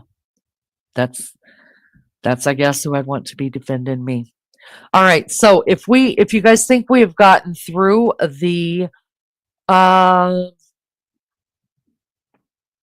as much out of right now as we have the 911 call, I want to present something else.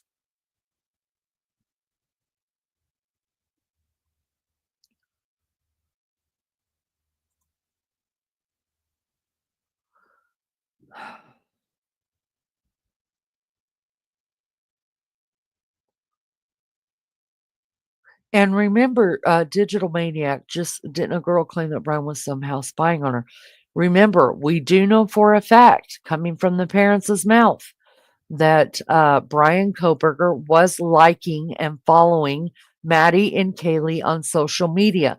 Now, the other parents have not come out and said that was going on with one of the other two victims. It could have been. It may not have been. I don't know. But we also know that he sent a message that was I don't know if it was an opened. All it said was it was unreplied to. He sent a message of, I guess, hey, how you doing? To Maddie. Uh, yeah, April. I mean, the girl's thinking it was a prank. I mean, I guess you just never know. I guess you don't know what was going until they get on the stand, and then once they get on the stand, you guys, it's our choice whether we're going to believe them or not. Because I'm not here to say that everything we're going to hear on a stand from witnesses is going to be the whole truth and nothing but. We all know that don't happen. And all this time has passed. Have the girls have their minds wreaked havoc on them that maybe they are remembering things in a different way? Maybe they have forgot things that their mind is trying to protect them from. That is a normal response from our brain to protect us from things that are tragic and trauma. So maybe they have forgotten a few things. Does it mean it didn't happen? No. It just means for whatever reason, they're blocking that out. Do I think that maybe there might be some elaboration to some testimony? Yes. Do I think that it's all going to be on purpose? Maybe not. You know how your brain does that? It just adds to it. You're questioning yourself. Did this happen to that? I could swear I saw that. Maybe I saw that. I think I saw that. That kind of a thing. They worked at the Magri restaurant. It's an awesome restaurant. We have one here, right? And so that's the deal. It's a vegan or something like that restaurant, right? And we know that Bryan Kohberger uh, is a vegan.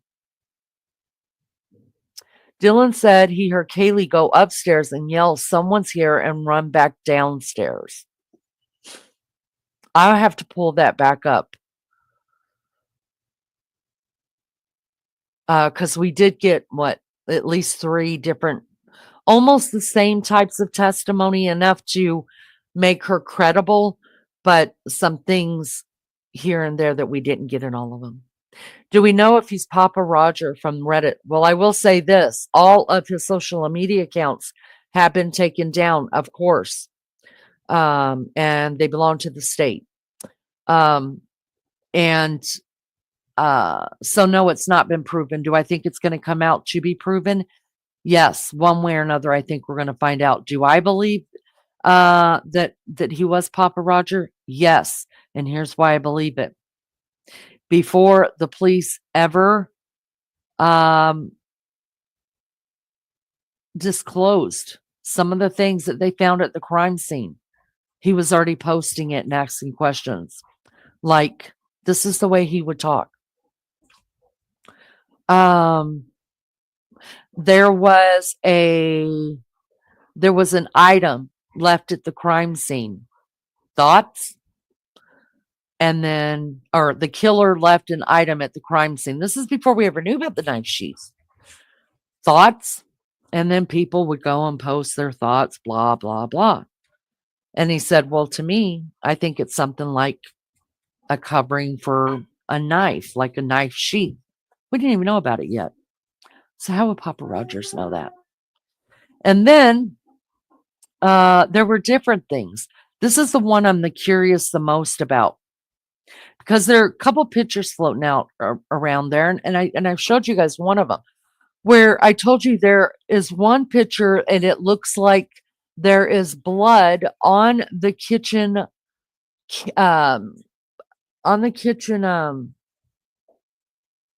cabinet, and it shows the blood going down, right? And then you dig more into it, and people are saying, no, there's another picture floating around that doesn't have that on it. It's a clean cabinet. That was taken after the crime scene texts were there. Here's my question. Did it not show up until the luminol was sprayed? Or was it so light that until luminol was sprayed that it darkened it up enough to see that it was blood? Because one of Papa Roger's things also was that the police are hiding the fact that there was more blood found in that house. How would he know? We don't even know that yet. The only blood we've heard is, and they're not even really telling us. They told us it was a bloodbath, worst crime scene they had ever seen. And now we just found out in the last 2 weeks, 3 weeks, that there was blood on one of the stair banisters, and then possibly a glove with blood on it. That's all they've told us. Now, there could be blood everywhere else. Who knows? Just by the things that Papa Roger said, I believe it was him. I absolutely do. I was in that group when that was happening. Now, at the time, I didn't believe it was him. I'm not gonna lie. I never. Some people were saying, "Yeah, and who are you, the killer?" I mean, they were just being ugly assholes, right? Which, I tend to believe that's kind of like what he's dealt with this whole life. Remember, we have been told by his students. He was a student teacher. We've been told by his students and also by one of his childhood friends. I just watched the other day where they did an interview from him, and he said he always had to be right. No matter what, if you said that is a black paper, he would tell you it's dark purple. And if you didn't believe it, he got pissed. He was always right. They also said he was also the kid that always held his hand up in class. He was the know-it-all. You couldn't tell him anything. He thought he was smarter than the teachers.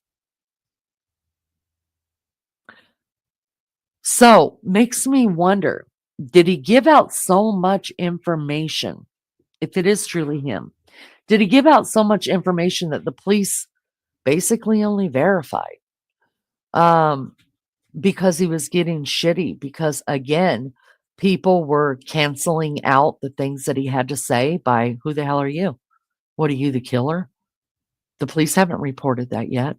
Did he want to be one up on the police? That way he said it and he just had a great idea because he knows this case so well that he knows it better than the police. I believe it's him. We will find out. Joe says he's on the spectrum. He has ADHD. I think Bryan is running his own case. Absolutely. I think he is running his own case. Absolutely. I think he called the YouTube channel well. I hope Digital Maniac does not mind me saying this, but Digital Maniac absolutely did send me a call to a radio station being played against a call he had made to schedule an appointment for a hair appointment to be cut. And they were going back and forth between the call that he made to YouTube and then the pre-recorded call of him trying to, y'all, they sounded alike. I was just like, I kept having to listen over and over and over and over and over again. It did. I was blown away. Do I think he's just that cocky to do something like that? Yeah. I don't think he ever thought he was going to get caught, you guys. I just don't. You guys know that he applied for the police department, right? and or intern at the police department, something like that. And his application was turned down for whatever reason. The police department has come out and said that they will not release any information on that as to why he was not considered as a candidate, or they won't give any information.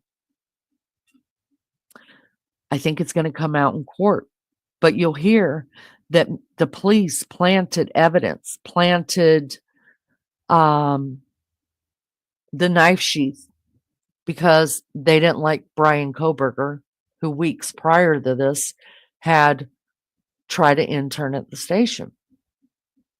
And so it was planted to frame him.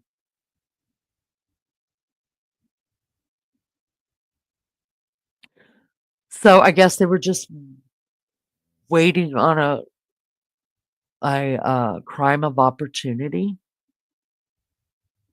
Were they? I don't think so. I don't think so. I think that's Bryan being cocky again, thinking he knows more than the police department, and he could show him a thing or two. If you go back and you listen, I know I'm giving you guys a lot. I'm kind of all over the place with this. One of the things that they want to be admitted into testimony, that the state wants to show admitted in testimony, is the week before the murders, Bryan, or a couple days before the murders, Bryan was pulled over by an officer in Washington. And y'all, he sounds so, I want to punch him. He basically, first of all, that's a woman officer. So if he is exactly the person they say he is, I don't know him personally, but these other people that are coming out and talking about him know him personally. If these things people are saying are true about him, I'm sure having a cop that's a female pull you over was kind of just degrading to him, right? He obviously had a problem with females. There's a female cop. She is completely in authority. And you could just hear the condescending bullshit in his voice as she's talking. Condescending completely. Well, what do you propose I do if the situation ever happens again? Just don't pull out in the. What don't you understand, you dumb dip ass? You know, don't pull out into the center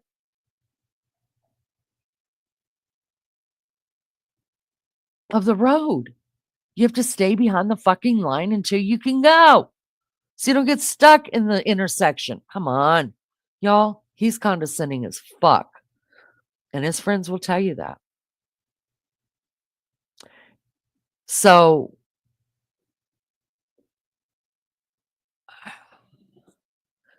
again, be careful what you're hearing, who you're hearing it from. There is pages and pages and pages of documentation that is on his file in the Idaho court system. Go back and read all that. Pull up every interview you can find about from where all the families have talked. Listen to them. Listen to the words they're using, like one of the roommates instead of one of the roommates. She said one of our roommates. Somebody was in our house. Words mean something. Okay? So listen to that stuff over if you want to. If not, I'm just going to bring it up here. We'll talk about it.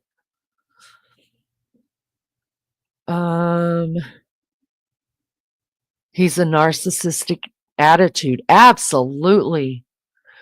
Digital says, it sounds like him to me. It's compared to a call BK made to his barber's voicemail. Yes. Wild Angel could also have been a fake account designed to provoke a certain, but it could have been a fake account. Absolutely. But tell me how that fake account was so right about so much that the police hadn't even put out yet. That's what I want to know. Someone's got some splaining to do. He also said, Papa Roger also said that he believes that this crime was a sexual crime. That's what an incel does.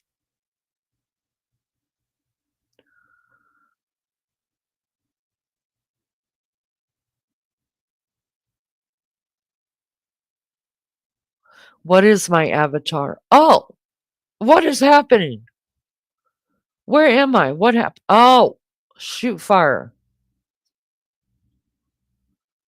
Let me take this one off.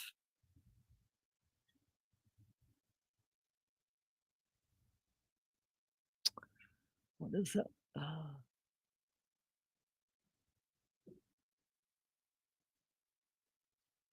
trying to find out which one I have. All right, that's the Q&A one. That is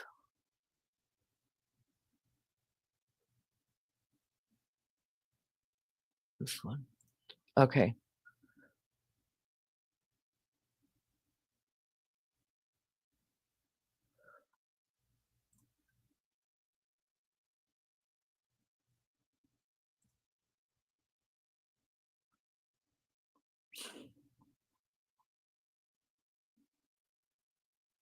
I don't know where the hell my avatar. Oh.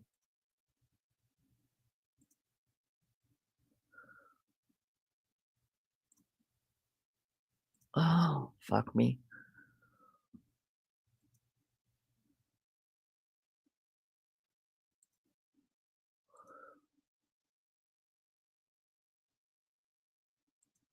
I don't know. I don't know. There I am, that little position right there. All right, guys. How's everybody doing? Good, good, good. You're doing an incredible job. I love hearing your thoughts. April, that is so kind. Thank you so much. If Bryan did this, I think he's crazy enough to have recorded it. Oh my God. Oh my gosh. I just think his ego is so freaking. I think he just thinks he's better. Listen, I'm just going off what people that know him say. Thank you so much, April. That's so kind of you to say. Lulu's still here. She's in the bushes. In the bushes. Sergeant Joe, she's paying attention to you.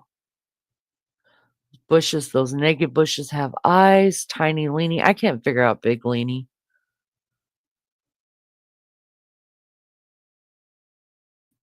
I don't know. Oh, here. That's why. Bam. Yes, Coffin Daffer says she thinks he was planning on ring Maddie. Didn't expect Kaylee to be there. What do you think? Yes, I absolutely believe that he didn't expect Kaylee to be there. I think that threw a whole bomb into his plans. And I think that's why the knife sheath was left there.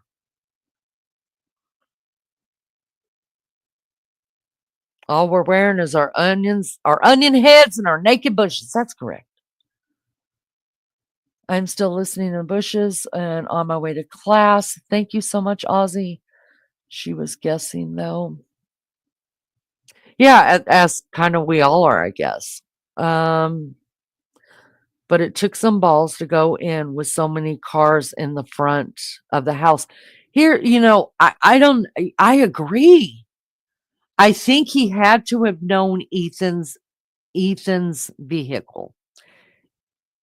I think he knew Maddie's vehicle, which was the white car on the left side of Kaylee's new car. He would not have known Kaylee's car, and he had to have known Xana's car. Those were the cars that were parked there.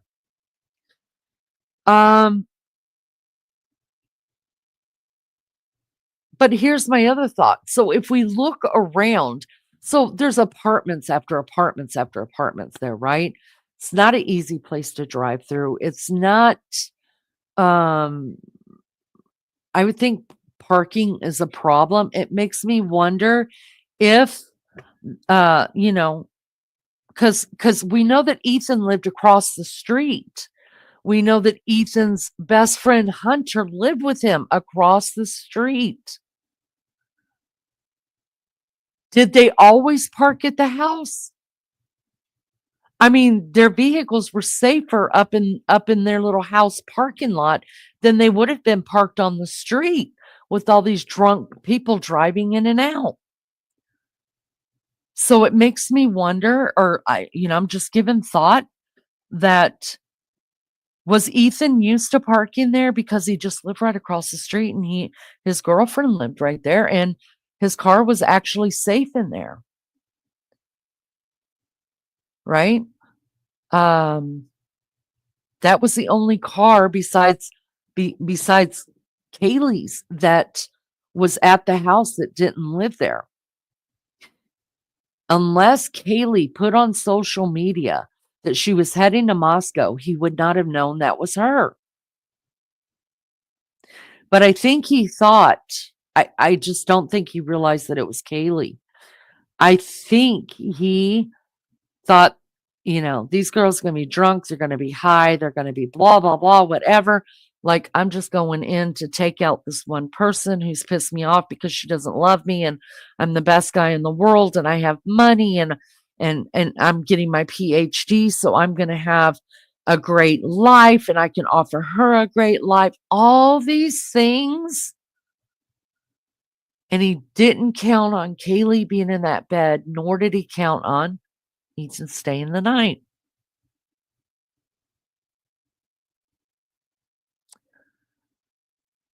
Here's another theory I thought about. Keep this in the back of your mind.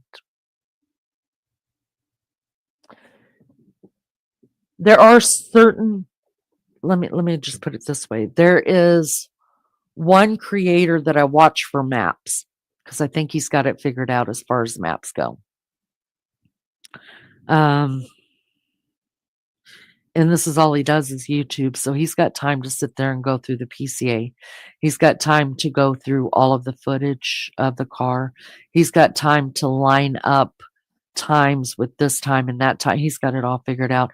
And he did a hell of a job in the maps on Delphi. And that's how I found him. So I go to him for maps, right? There, the others, I'll listen to Chris Madonna, um, just because I like saying Chris Madonna. And oh my God, if any of y'all know Chris Madonna, can you guys put in a good word for me? Because I want to interview Chris Madonna. Chris, yo, Chris, come over here, according to Lenny. I got something I want to talk to you about, sir, and I'll be completely respectful. No, I don't watch Frank on it. No, that's no. Um, and then I watch Court TV, and I watch um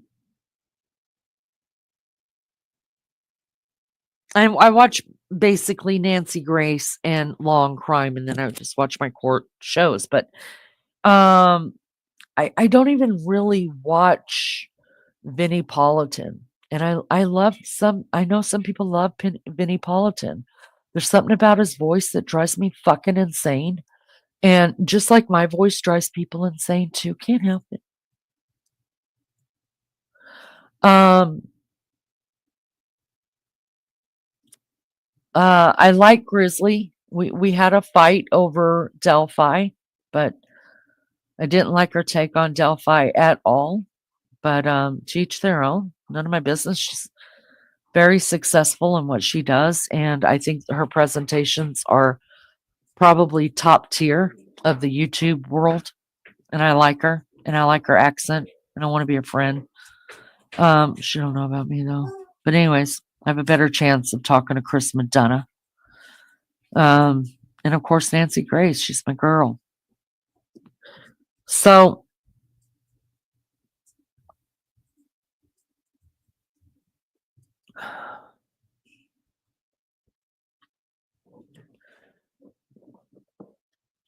Are you cooking something on the grill?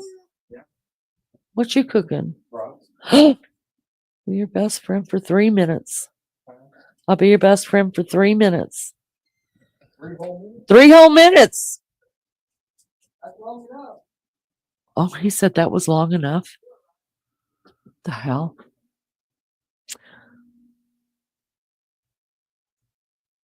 Oh, no, you weren't dreaming, Lindley. He was here. Anyways, so I don't watch a lot of people on this kind of stuff. I try to just stick to, you guys know, you already know. I don't even know I was bringing that up, but there was a good reason. It was going to be a great reason. I forget what it was because I'm old.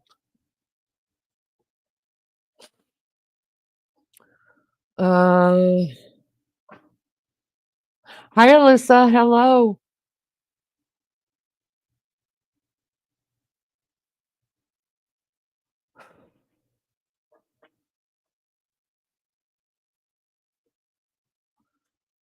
Jay Brad, when a retired agent speaks, they are speculating. Our clearances are pulled at termination.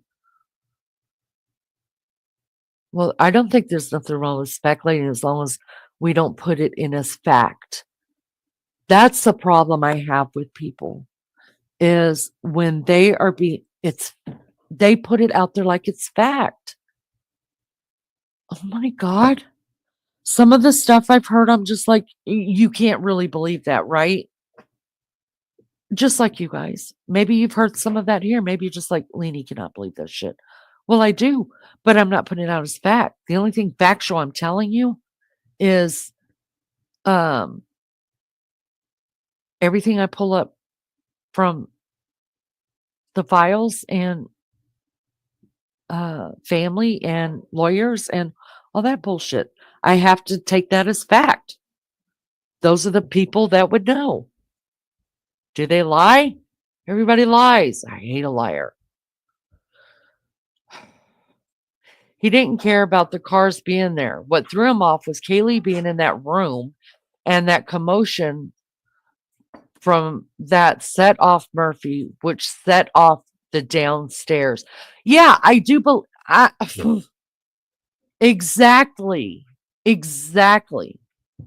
And I believe that that's why the knife sheath was left. It just was a total frenzy thing. And remember, last week, you guys, Lizzo showed us. Remember those 2 cylinder-like objects, and one was a vacuum type object on Maddie's left side in her room on the floor? And then Dylan clearly says she saw a vacuum typed object in his hand. And we were just like in a frenzy over that as well. Y'all, I'm just going to believe it. I'm speculating that vacuum, whatever that cylinder type, I have to believe that Dylan knows what the vacuums in the house look like. I'm just going to believe that every now and then she vacuumed or saw someone vacuuming. I think he laid Kaylee out with it. I think it was picked up and wham. And that's why it was still in his hand when he left. Here's another theory I want to leave you guys with. I really would like you guys to consider. What happens if my timeline is all wrong? Listen, I'm not an agent. I know I play one. I'm not a sleuth. I know I play one. All I'm going off of is my common sense on what it would look like, right? But let's just say what I've put out there about that he went upstairs first is wrong. Because Steve Gonsalves said if Maddie or Kaylee was not his target, he had no reason to go upstairs. He could have come out of the kitchen, made a left, and then turned hard left, and he's right there with Xana. Okay? There was another thought that was thrown out. I'm sitting on the fence. I'm still going to believe. I believe 100% hands down. Maddie was the target. Until I hear something different in court, I'm always going to believe it. Kaylee just put up a fight, and that's why they thought she was the target, but she wasn't. After the evidence is starting to come down through the pipe with socials and cell phones and all this other stuff, I believe that they are going to be able to prove Maddie was the target. But let's just say this. What if he didn't go upstairs first? What happens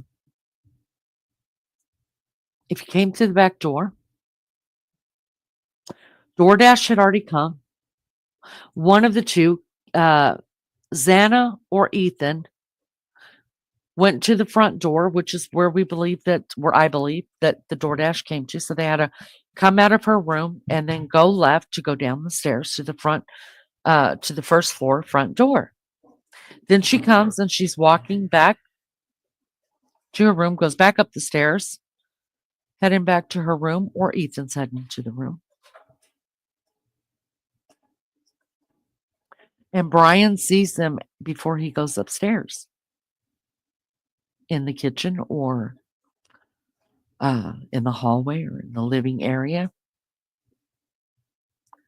So he's like, fuck me, right? Which is what I would say. And so now things have changed, right? What happens if it was Xana? Xana's running in the room and he hits her with a sharp object in the back, right? Stabs her. She falls to the floor. Ethan jumps up.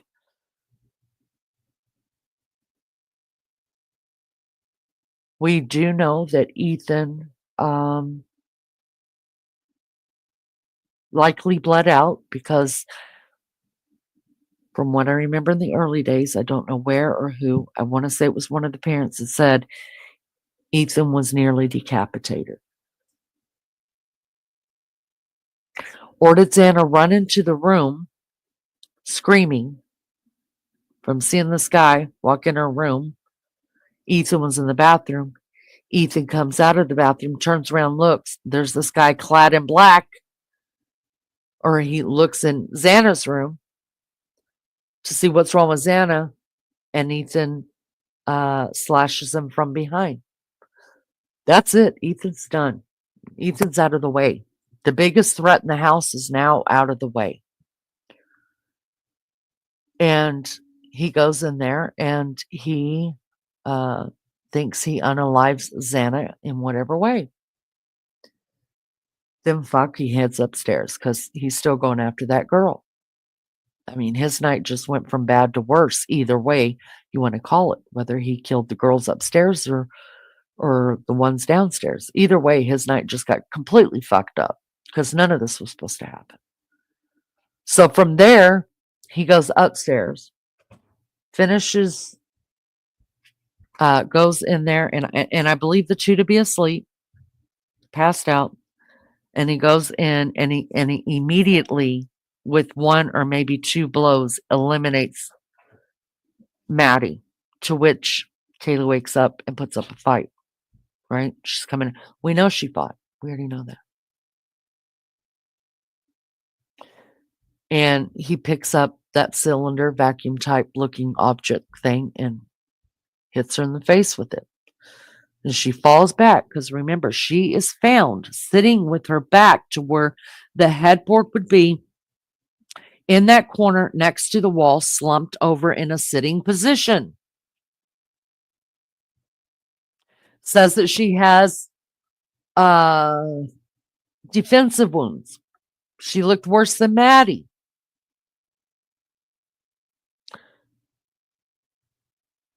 After that's done, he comes back downstairs, which I don't think took very long. Maddie was easy. She was asleep and she was way drunk. I don't think Kaylee was as drunk just from looking at the videos of them that night. And comes back downstairs. And that's when he hears Xana crying, whimpering. And he realizes, fuck, she's not dead. She can identify me. And he walks back in the room and he says, don't worry, I'm here to help you. And he finishes her off. Whether she fights back then or was fighting in the beginning and he thought he had killed her, but he didn't. So he hears her whimpering when he comes downstairs to leave. He heads back into Xana's room because he's got to finish her off. She can ID him. He's walking back out the door, passing Dylan's room. That's when Dylan opens for the first time, sees the guy clad in black. He turns and he heads out the door. That's just another scenario. It's one I never thought of. Because that would put Xana by the door. Was Xana trying to crawl out her bedroom to get help? Was she so weak and losing blood so fast, but she was alive enough to be whimpering and struggling, and she was trying to crawl out that bedroom? And he said, here, I'm here to help.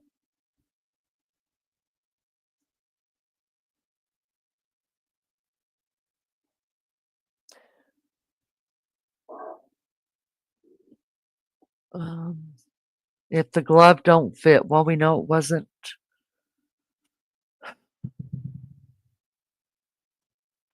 OJ.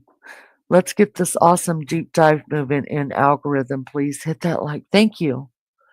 I really don't think Bryan saw Dylan when he left. I don't either. I absolutely do not believe he saw her. I think it was full of adrenaline. I think he was wore out. And I think he had tunnel vision and maybe some snow. And we know that we've looked it up. The visual snow comes from high stress and things. I think the brain trying to protect them from things. I think her room was dark too, and he couldn't see her through, though. I absolutely believe that, April. Yes, we're on the same page. I think he thought that the room was a closet or a bathroom, in my opinion. Don't know. I think he knew the layout of the house. I think he did. I think he knew who was in what room. Digital Maniac says, but I think that Kaylee and Maddie's blood was mixed with Ethan and Xana, not the other way around. That would mean that the downstairs blood would be upstairs. That's correct. And that's how I've always said they will be able to determine who lost their life first and whose is last. Unless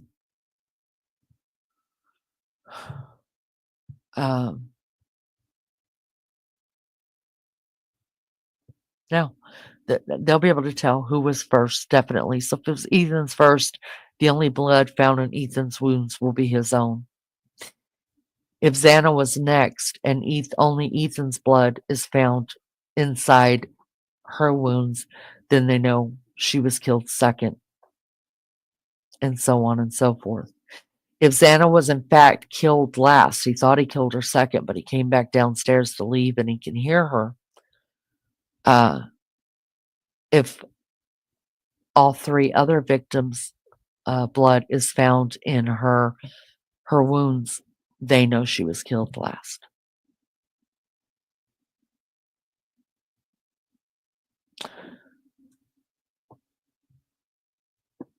Listen, I know I think they're smarter than we give them credit for. And I've been so guilty of that, you guys. So guilty. And I remind myself all the time, I've got a lot of common sense. I thank God for that. I really do. I'm not that book smart, but I got hella common sense. And that's what I have made all my decisions off of. Thank God. I haven't been, gotten myself in such messes that people with no common sense would get themselves in. So that's what I'm going off of, is just common sense. But y'all, I'm telling you, police officers, FBI's, investigators, state police, y'all,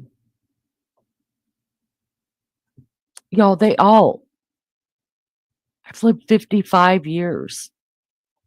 If they have been in this for 5 years, they think completely different than I do. There's no way if I live to be 100 years old that I will ever have the kind of mindset that they have, because you're trained to think that way.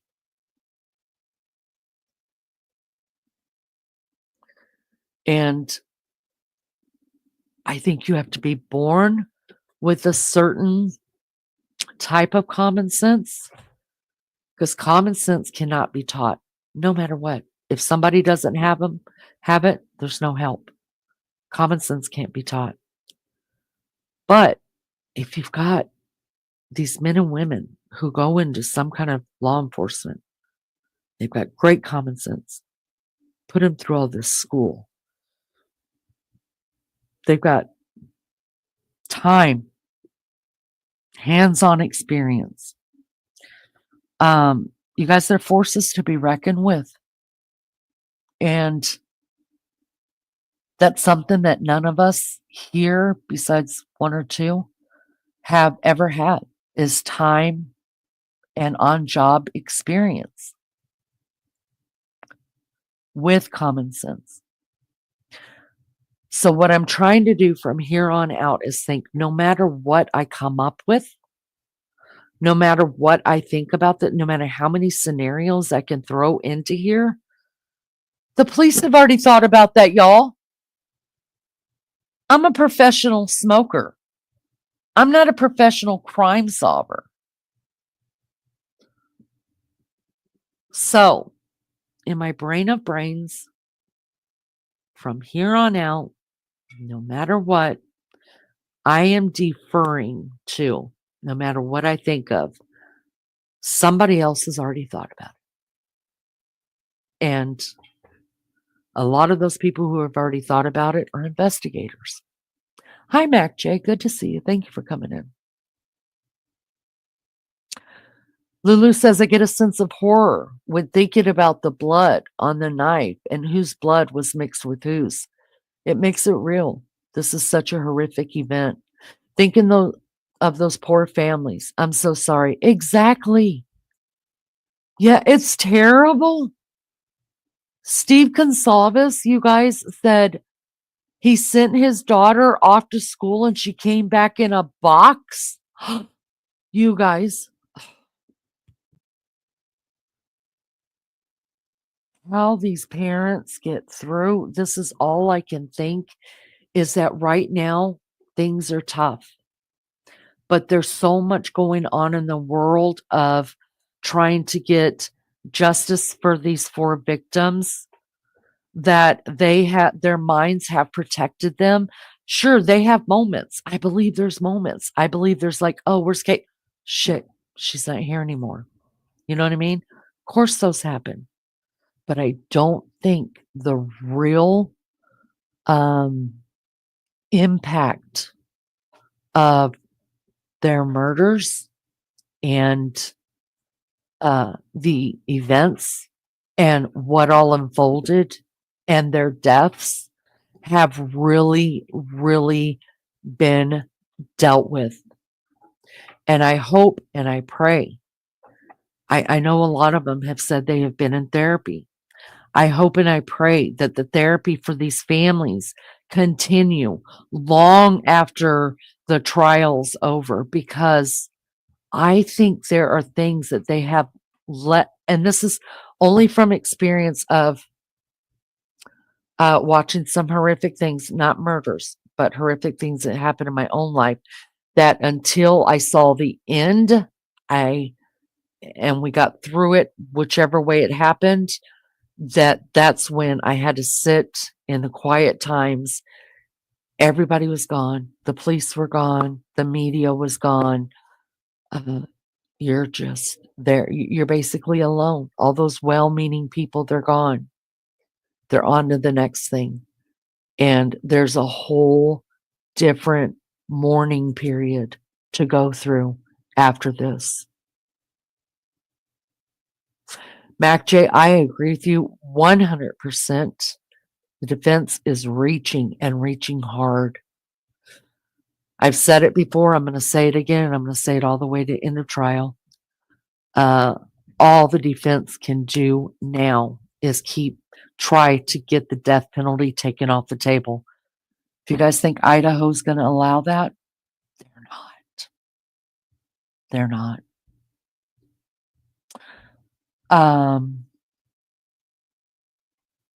If they get funny enough to try to say, look, here's the deal. Here's the deal. Bryan, let's have a discussion, Bryan. Fucking idiot. Let's talk. The evidence against you is overwhelming. These people are going to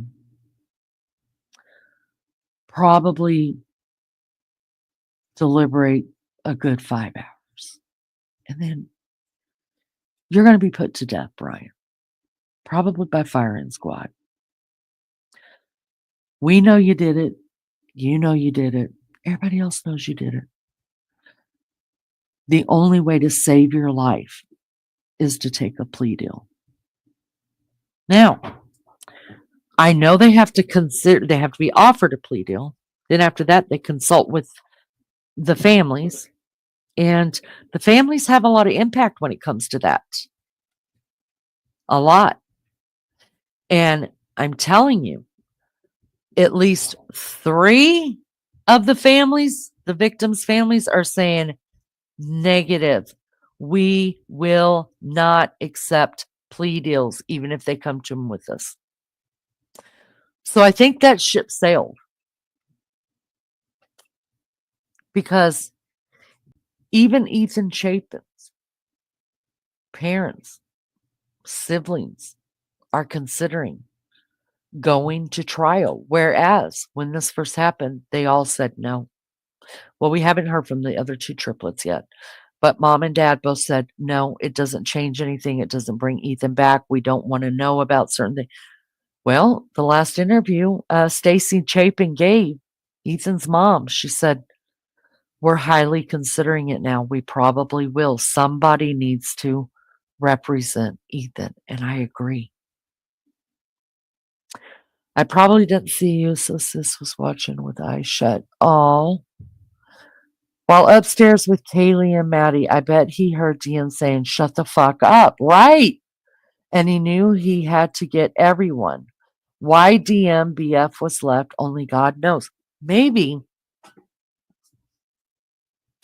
Because do you remember when the digital, do you remember that it says that Bethany first texted, not Bethany, Dylan first texted Bethany and she didn't get an answer right away? Was that because she was asleep?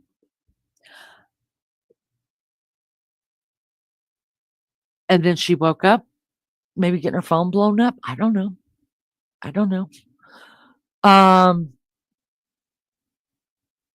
So maybe Bryan, we know he cased the house. I think that he watched the lights go out and maybe we don't know how long Bethany and Dylan had really been home. Or where they been? Were they partying? Were they drunk? Well, we know Dylan was because she says she was. So we don't know about Bethany. So was she really asleep or was she drunk and passed out? I don't know until they started, she really got through to her and they were doing the text messaging. So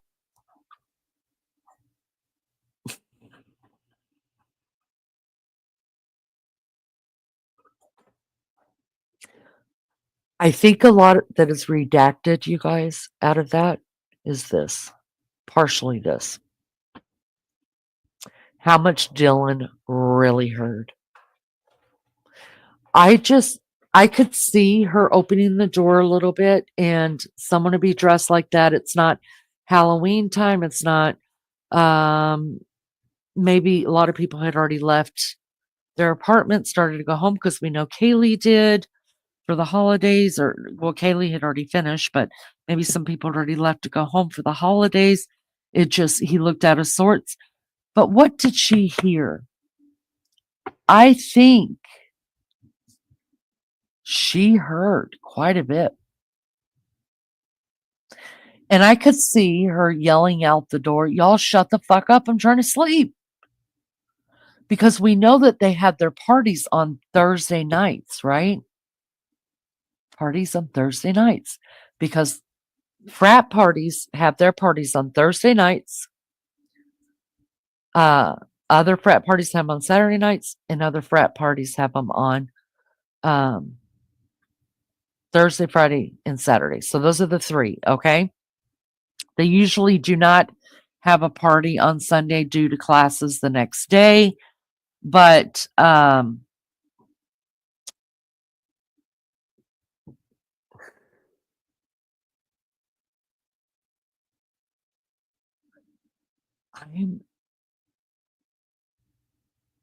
just I think he knew that the house usually had their parties on Thursday. I did read that in one of the things that the prosecution once left in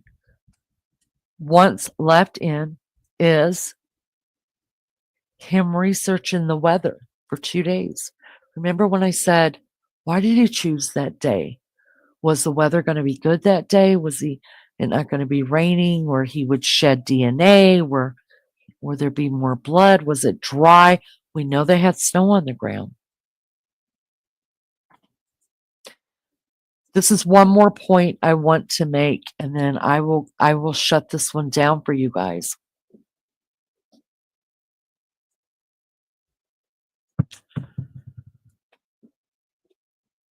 Babe, do you remember what that app was called that I was stalking our kid on? It's a college app. Yik Yak. 4chan. 4chan. 4chan. Our kid better not be on 4chan. We got problems. Yik Yak. Do you guys know anything about Yik Yak? That was mentioned in one of the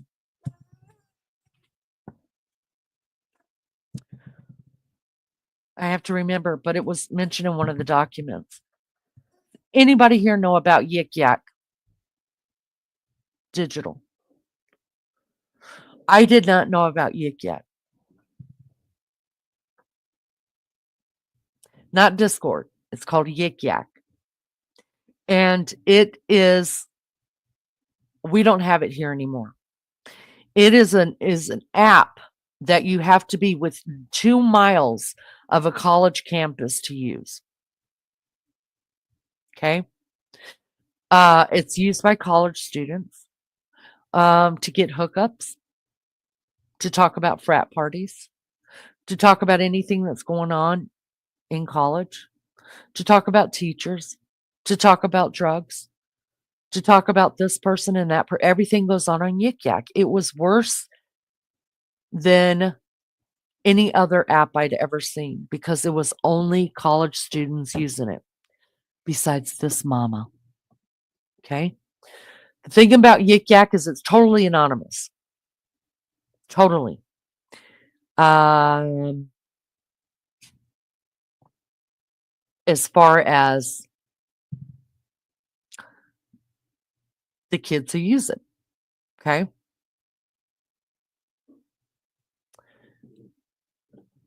And so my kid was talking one day in his freshman year. He'd come home for something and he had said something about a party or whatever. And then somebody had said something to him about a party that he was at or whatever. And I said, how do you know that? And he said, It's on an app we all use. It's called Yik Yak. Y'all, my mama brain went, oh, Yik Yak, save that, save that, save that in their file. I filed it. As soon as he left, y'all, I looked up Yik Yak and I downloaded it. I was a yik yakking fool. Okay. I was not commenting, but I'm watching these people. I was grossed out. Some of the stuff that they wrote about was definitely hard porn. And I felt like I was doing something wrong. It felt like because I was listening to these older teenagers and older or younger adults talking, that I felt like it felt really, really wrong to read the stuff that I read. Well, in one of the documents, you guys, I don't remember which one, and I'll bring it up, but they were they got an order about Yik Yak to get his Yik Yak. Was he talking to Kaylee, Maddie, or Xana on Yik Yak without them even knowing? Because you talk all kind of shit on Yik Yak. You could set up dates to meet in the parking lot. They're yelling out on Yik Yak, whoever is smoking on floor, blah, blah, blah, blah. Please quit. You're giving me a headache. You know, party, floor party in this room, overdose at this building. What are the cops doing at that building? It's a whole thing. It was a whole thing. So he don't know. Baby child does not know I watched it all.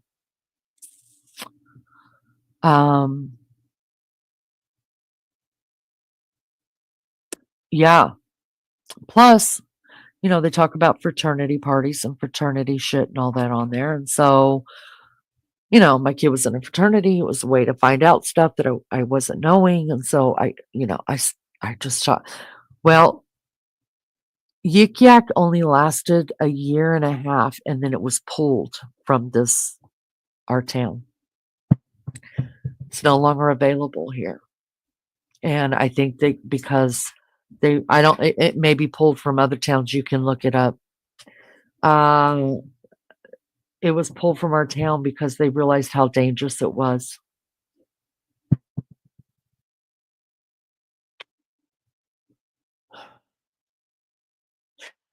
I'm pretty sure it had to have been monitored by the police.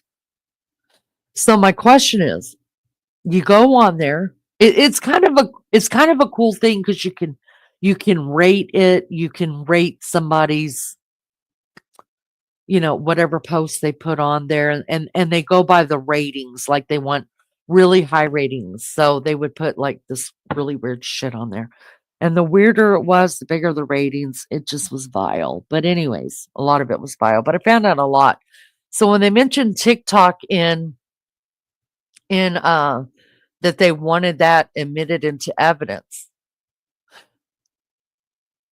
how much do you want to bet Bryan Kohberger was on TikTok?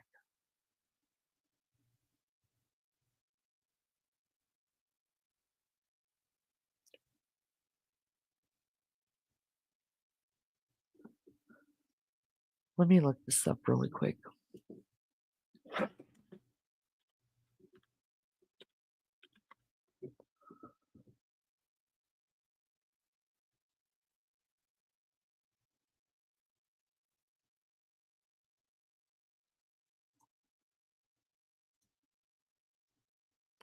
Here you guys go. I know you've seen this icon before and you probably just didn't know what it was.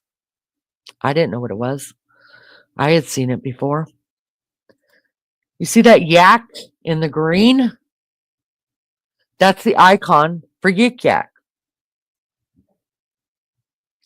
Its headquarters is in Nashville, Tennessee. I'm sorry, it has to be a 5-mile radius from a Yik Yak. It was launched in 2013. It was relaunched in 2021. That's when I would have found it. 20. 21, probably early 2021, because that's when my son mentioned it. But let me show you what it kind of looks like. Yik Yak has re-entered the chat, maybe, but we have bigger. So this is, oh, I guess you can still. So it looked like this. It's really colorful. It's exciting looking. Um,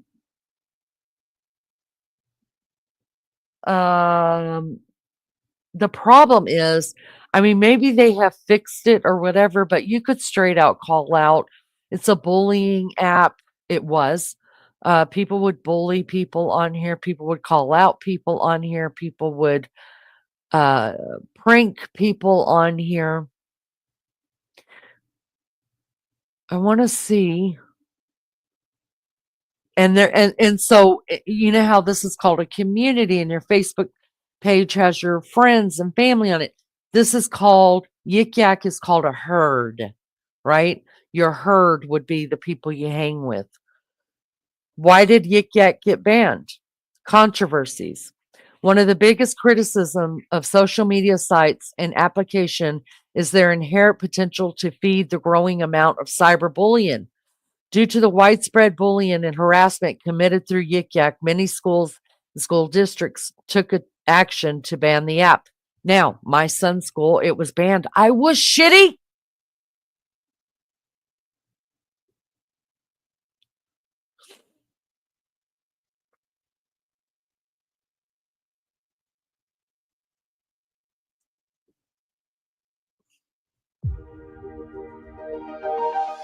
My name is Caitlin. I am a social media specialist. Grammarly saves me hours of time a day. I have a variety of clients that I kind of work with on a day-to-day basis. When you're pumping out a lot of content per day for multiple clients, it can get very repetitive. If I didn't have Grammarly to kind of filter out those tones from me, I'd probably have to work with one client per day. It would be really hard to switch back and forth as often as I have to do. If you've studied at university in the last 5 to 6 years, then anonymous messaging apps won't be alien to you. They're exactly what they say on the tin, an anonymous message board where people write silly jokes, stupid remarks, and make fun of people on your campus or in your local area. Probably the most well-known app was Yik Yak, the company once valued at $400 million and used by students worldwide. But a catalogue of errors, both made by the company and its anonymous user base, meant the Y'all firm listen never to this. saw I'll its be fifth right back. birthday, Can we please crashing and drop? burning Hold just on, let me 4 do years this. after it was founded. This is not my work, you guys. I've got this off of YouTube. This is just explaining the thing of Yik Yak. I believe that Bryan Kohberger had to be on Yik Yak. I believe these victims were on Yik Yak only because they were so social media, in the frenzy of it. And this was an app all the kids used.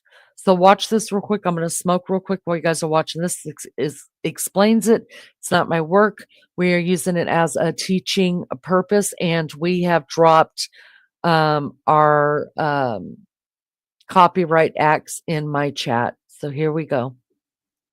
In this video, we'll explore the story of Yik Yak, its fast rise to fame, and its even faster failure. Here's how it happened. First, we have to ask, what is Yik Yak?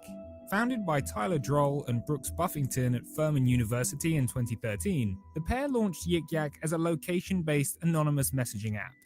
Funded initially by Atlanta Ventures with $1.5 million from other investors, the app quickly grew in popularity, especially across schools, colleges, and universities around the world, with students sharing gossip with no strings attached. Its success was partly down to its location-based proximity style, meaning that you only saw gossip related to your local area or campus within 5 miles. Then, similar to Reddit, users would upvote or downvote posts, which were no longer than 140 characters, and the most popular would rise to the top.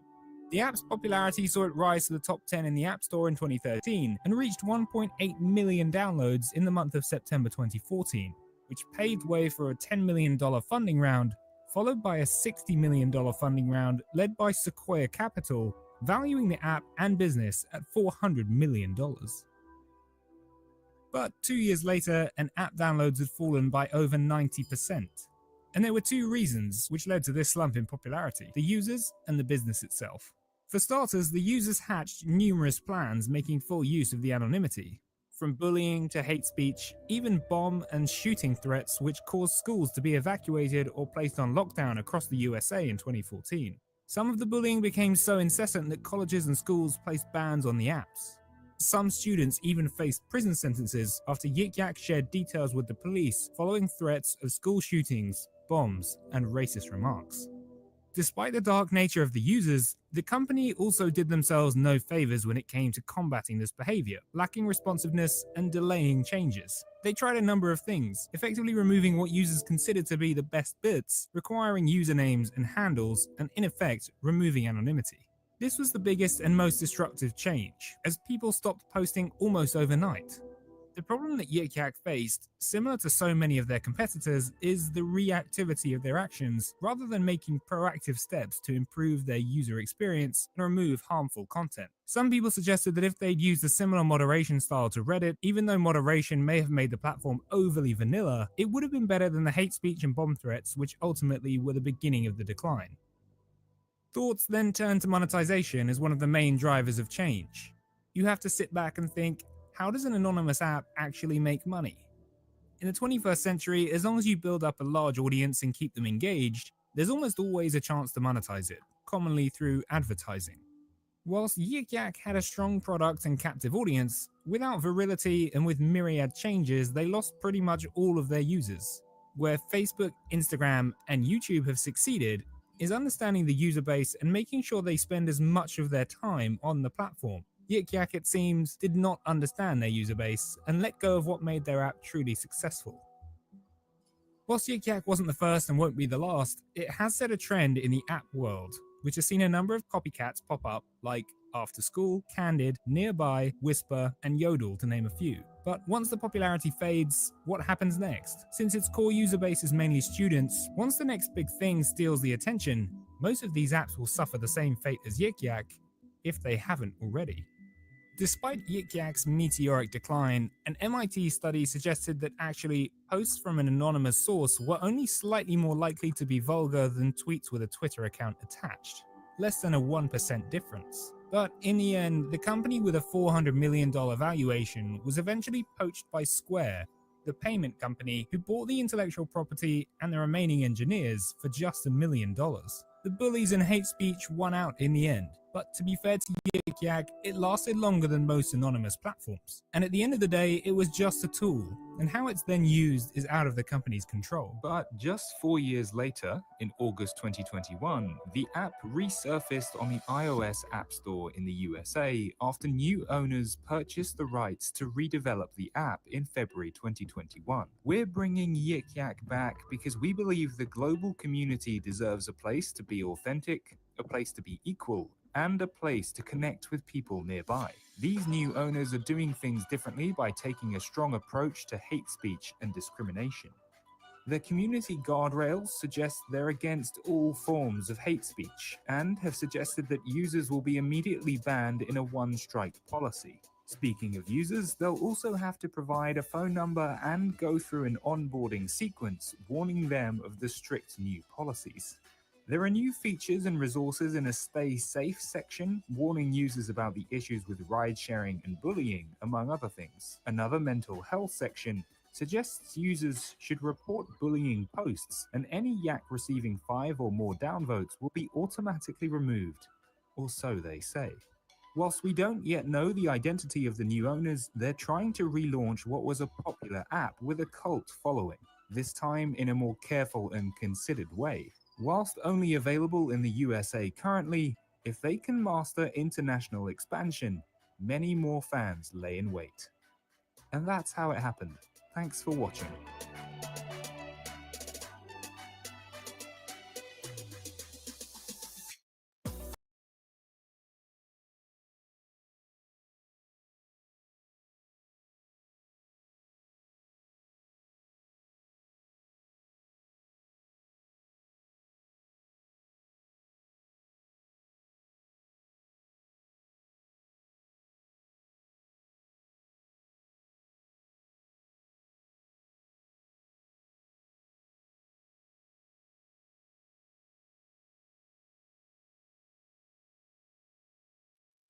I kicked myself off of panel.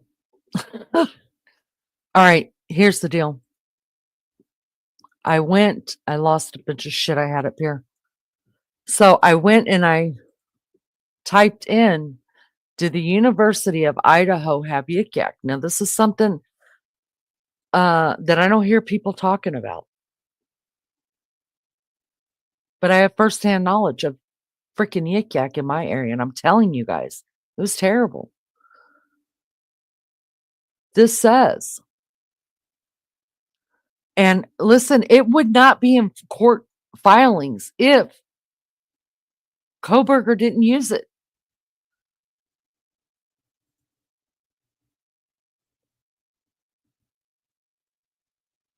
Agreed?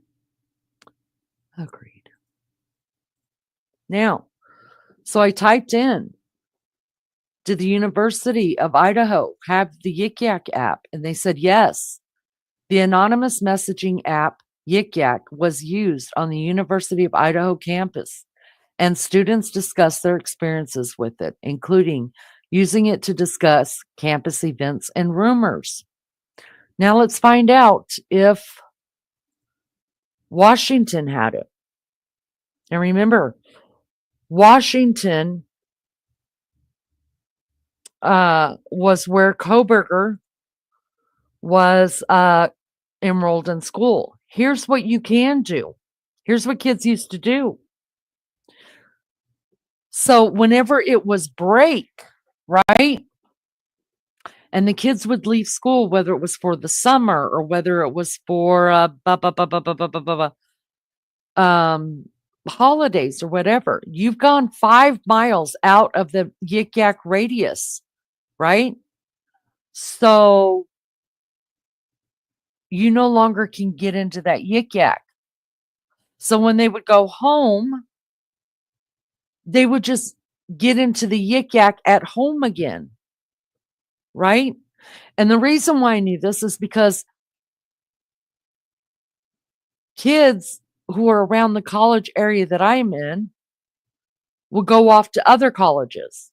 Then they would come home for break and be in the Yik Yak that I was in for this college area because this is where they live. So now they're back into the Yik Yak I was looking at for my son. Okay. And I would hear things like, I'm so bored. This Yik Yak, and they would name the Yik Yak place for what school it was. And they would be like, this is so boring. I can't wait to get back to my college or my whatever, because our Yik Yak is fun. Okay. Now let's see what Pullman. So what I'm saying is, if in fact Bryan Kohberger was on his Yik Yak in Washington, whenever he went over to the Mad Greek restaurant or was sitting out in a field watching what the birds fly or the stars at nighttime, I don't know what the fuck he was doing. He could have plugged into their Yik Yak. You can plug into any Yik Yak as long as you're in a 5-mile radius. So who's to say that he was not plugging in to Yik Yak on both places wherever he was at? I don't know if you guys remember when it first came out. This is how I found out about OnlyFans. I don't remember who said it or where it came from. I haven't seen it in a court document yet. It was said that one or all was on OnlyFans. That's where I heard of OnlyFans. So I called Baby Child. Y'all don't know how much I've disturbed him from learning a lot. I was like, look here. Are you on OnlyFans? He's like, will you quit talking about stuff that doesn't concern you? And I was like, no. Like, I need to know this because I'm investigating this Idaho thing. And some of the victims were on OnlyFans. He's like, of course they were. And he said not most. He said, I don't know what the percentage is. He said, but a lot of girls in college pay for their college on OnlyFans. And I was like, well, are you watching OnlyFans? He's like, no, Mom, but I don't think I would tell you if I was. Okay. So then I go to Beefcake. And I'm like, you know anything about OnlyFans? And he's like, yes, I know about OnlyFans. I didn't know about it. I was like, what do you know about OnlyFans? So he explained, to me what was going on. And I asked him, I said, you have it downloaded to your phone? He said, no. I said, I need you to download it. And he said, for what? I was like, I need to know if these girls, I need to look them up on OnlyFans. That's how my OnlyFans addiction started. That's how it started for you, babe? Okay. Okay. Beefcake says he's addicted to OnlyFans and it's my fault. Anyway, so he did. Of course, they weren't using their real names or it was already pulled off by the time, because all the socials got shut down. So it was pulled off by the time. I've learned so much. I'm not kidding you. So if one or all of these girls had the TikTok and Instagram and all the things, I think it's fair to say that they were yik-yakking. They had a herd. Let's see if Washington have it.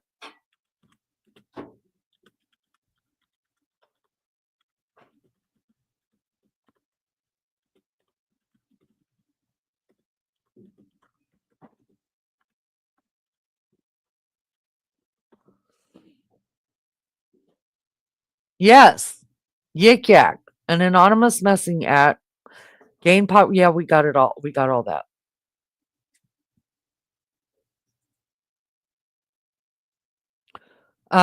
So yeah. Washington also had it. In December 2015, a Western Washington University student was arrested for racist threats posted on Yik Yak targeting the student body president. So obviously, I believe, you would have to monitor it, right? That's what campus police do. So it would have to be monitored.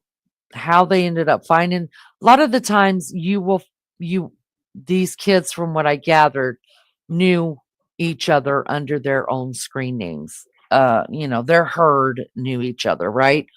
So I guess it wasn't hard to find. People are going to squeal if they think they're going to be in trouble. So my question is, Yik Yak was,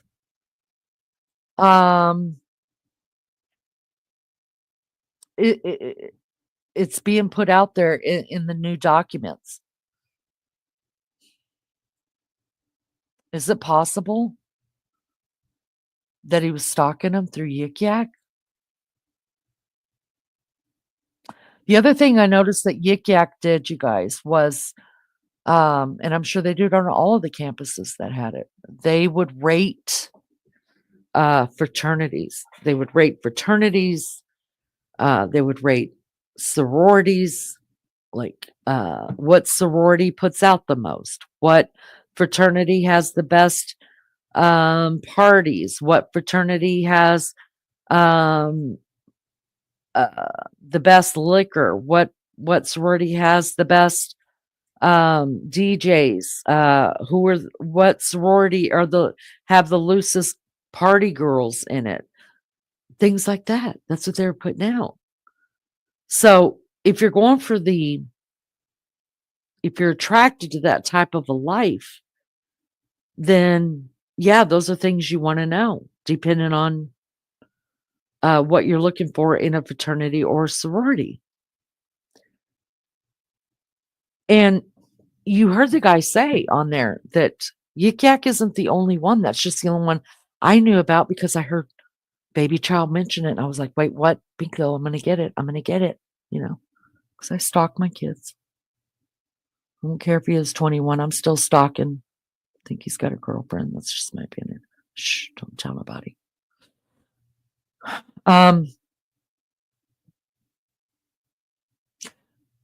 So some of you just having learned about Yik Yak and that it's actually being asked that they could use it as evidence in court.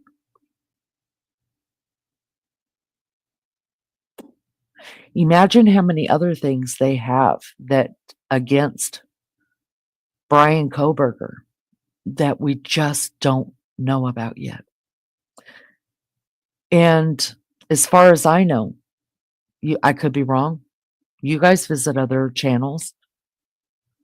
Most of you are telling me you never heard of Yik Yak, which tells me that other creators don't know what it is, don't know what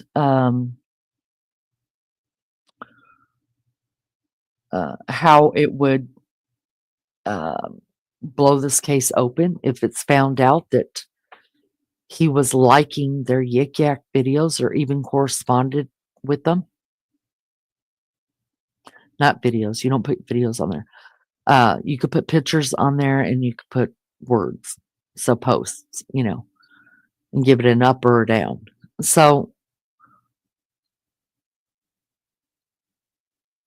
we just found out about Yik Yak we just found out that it's in the papers that they once admitted into the court proceedings.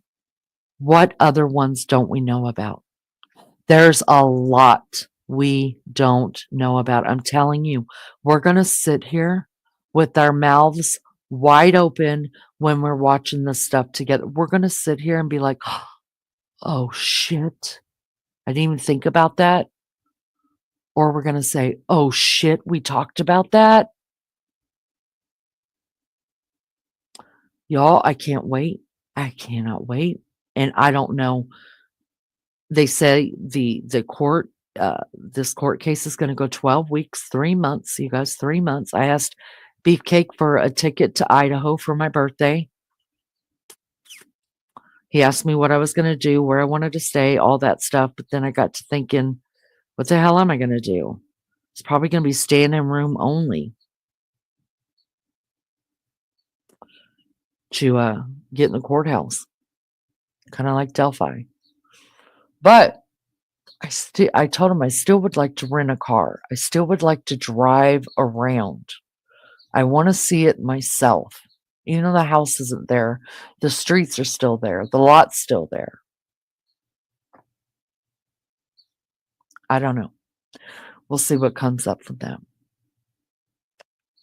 Lindley says, I am thinking we will be shocked of all the evidence. I do too. And let me say this in closing. Actually, let me pull it up.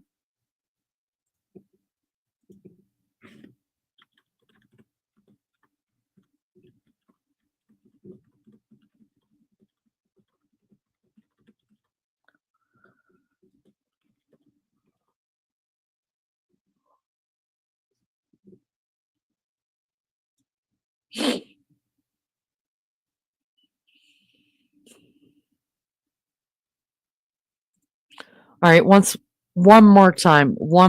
Can we please drop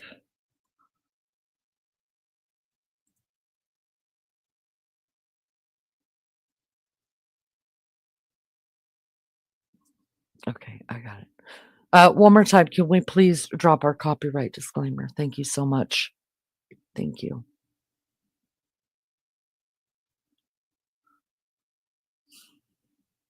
About the house and leaving it standing, have to think about how it is a biohazard. It wasn't cleaned by professionals. The police would not clean it. Right, but they did send in remediation. How do you say that word? Remediation crew. They set up all the tents. They started walking in. They had it all there, and then they weren't even there 5 minutes, and they got a court order to leave everything alone. And then after that, the defense went in, I guess, and was doing more stuff. But I don't know if the remediation crew ever went back in since. I don't know. You're right. Copyright disclaimer under Section 107 of the Copyright Act of 1976. Allowance is made for fair use for purposes such as criticism, comment, news reporting, teaching, scholarship, and research. Yeah, they sent professionals to clean it. Remediation is what it's called. But then as soon as they were there, they got a court order to stop it. They left, and I thought they had come back, but I'm not sure. As a juror, some might not want to go in. That's true. I don't think I would want to go in. Well, I probably would just by morbid curiosity, but I'd be worried about like what I'm breathing. I don't know. All right. This is in closing. This is what I want to show you guys. This one last thing. This is from Court TV. Mods, once again, I cannot see chat. The reason why I'm showing this to you guys is because after Bryan Kohberger was arrested for the crimes, and the Goncalveses gave one of many interviews, they were asked if they believed that the police had the right guy, or are they just grasping at straws, or what? And Christy Gonsalves looked at her husband and said, out of everything you know now, he's talking about out of everything you know now, meaning, we have found out a lot of stuff since he's been arrested. So tell the truth. Like, what do you think now? And he said, look, I believe in guilty. I mean, innocent until proven guilty. He said, so I'm open to that there are other people either involved, or maybe this isn't the guy. Since then, Steve Goncalves has changed his mind, because Christy 100% agreed even back then, this is the guy. We know that Ethan Chapin's parents, the last interview Stacy Chapin gave, which wasn't too long ago, she believes this is the guy. She won't even mention his name. She said, they asked her what would she do if she did go to court and have to look at him. She said, I can't even think that way yet. She said, I don't want to think about him. I don't want to hear his name. Y'all, they know stuff. They know much more stuff than we know, and they don't even know everything. So let's listen to what Steve Goncalves said, reacting to the text from the survivors. All right.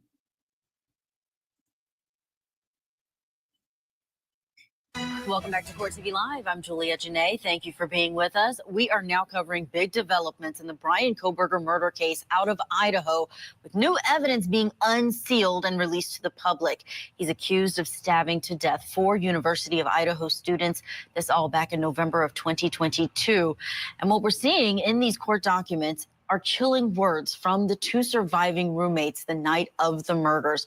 And someone who's been pouring through all of these documents, Court TV legal correspondent Kelly Craft, who joins us now in the studio. Kelly, tell us more about what we are learning in this case.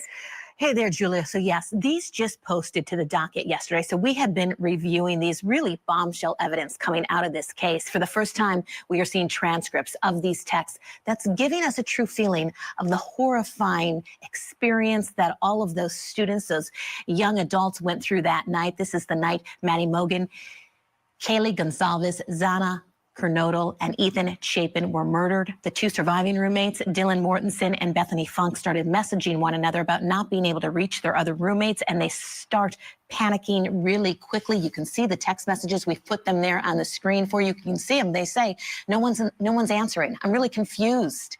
What's going on? I'm freaking out. Then 6 hours later, Dylan tries to reach Kaylee and Maddie. So you see some other texts. No one's answering. I'm really confused. What's going on? So this is really our first look at these, Julia, to see what was going on that night. Prosecutors want to use this. They filed a motion in limine in this case to get these messages in so they can establish the timeline as to what exactly was going on inside that residence. It's Terrifying to see those words, Kelly. I'm seeing words like ski mask. They saw somebody who had something on where they couldn't see anything but their eyes and mouth. And we know prosecutors are going to want to use those to connect them to Bryan Kohberger. Is there anything else that's standing out to you in these court filings? Yes, newly released transcripts. So this is a 911 call made the morning, 7 hours after the murder. Here's a little part of it. It says, one of our roommates who's passed out. So they're thinking that one of the roommates is passed out. She was drunk last night. She's not waking up. Oh, and they saw some man in their house last night. Yeah, so there were a bunch of people that were trying to get on this 911 call to relay to the 911 operator what exactly was taking place. At one point, the 911 operator tells them, just one person, please talk, so I could gather all of this information. But I mean, you can just imagine, of course, the frustration, the weariness as to, wait, what exactly just took place here? Oh, yeah, just imagining these young people, college students, waking up on a weekend morning to this horror and slowly understanding the gravity of what has happened. And Kelly, I know as we're watching this unfold, the victims' families are seeing this come out. Not sure what all they knew before it was released, but what are we hearing from those families? Yeah, and it appears, Julia, they didn't know too much, because we've heard some strong words, which is totally understandable in this case. So this is from Kaylee Gonzalez's dad. He spoke to News Nation's Banfield. First, he said none of the family got any heads up about these texts, that they were going to be made public. He found that shocking. And he also spoke about the impact of that horrific night on Kaylee's two surviving roommates. Let's take a listen to that. What struck me is, it's not like Hollywood. It's not a scripted thing. It's not like what you would see on a TV set. That was a raw, emotional breakdown of two girls that were scared for their life. There's part of me that knows that, like how that house was, there's a lot of pranking going on. Just so you guys know, on this panel, that's Bryan Inton at the top. He is magnificent. Bryan, big hugs to you. And that is Kaylee Gonzalez's dad, Steve Gonzalez. And next to him is Shannon. I forget his last name. That is the Gonzalez family's lawyer. There's a lot of partying. So there's part of them that was probably thinking, is this a prank? Am I getting messed with? I know for a fact my daughter loved pranking people. So my heart goes out to those two girls. I'd have a hard time if I was one of their parents to have my daughter put through what they've been put through. I mean, we sat 2.5 years on what? Why did this need to be hidden from the public? Why did these girls have to be dragged through all this? These are the type of things that why do these interviews and why we push back a little bit, because let me stop right here just a second. I want to remind you guys and show you really quick the car placement. This red Jeep right here belonged to Ethan. This is Xana's car right here. Yeah, this is Kaylee's new car. This is no, I'm sorry. This right here is Xana's car, and this one right here is Maddie's. And so this was Ethan. These were parked here overnight. We know Ethan's was there, Maddie's, Kaylee's, and Xana's. Okay, we know those cars were parked there. Now, I don't know if Dylan owns a car or if Bethany owned a car. This right here is Ethan's brother's car, Hunter. Remember, there's two Hunters. Hunter, the best friend who found Xana, and Hunter, one of the triplets. Because the cars couldn't leave when the police got here. It was all roped off. I remember Kaylee's car being released to her family because they said they were going to keep it.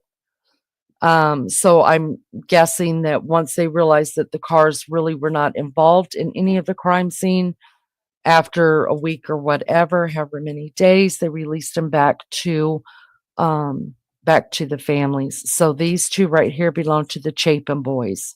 Okay.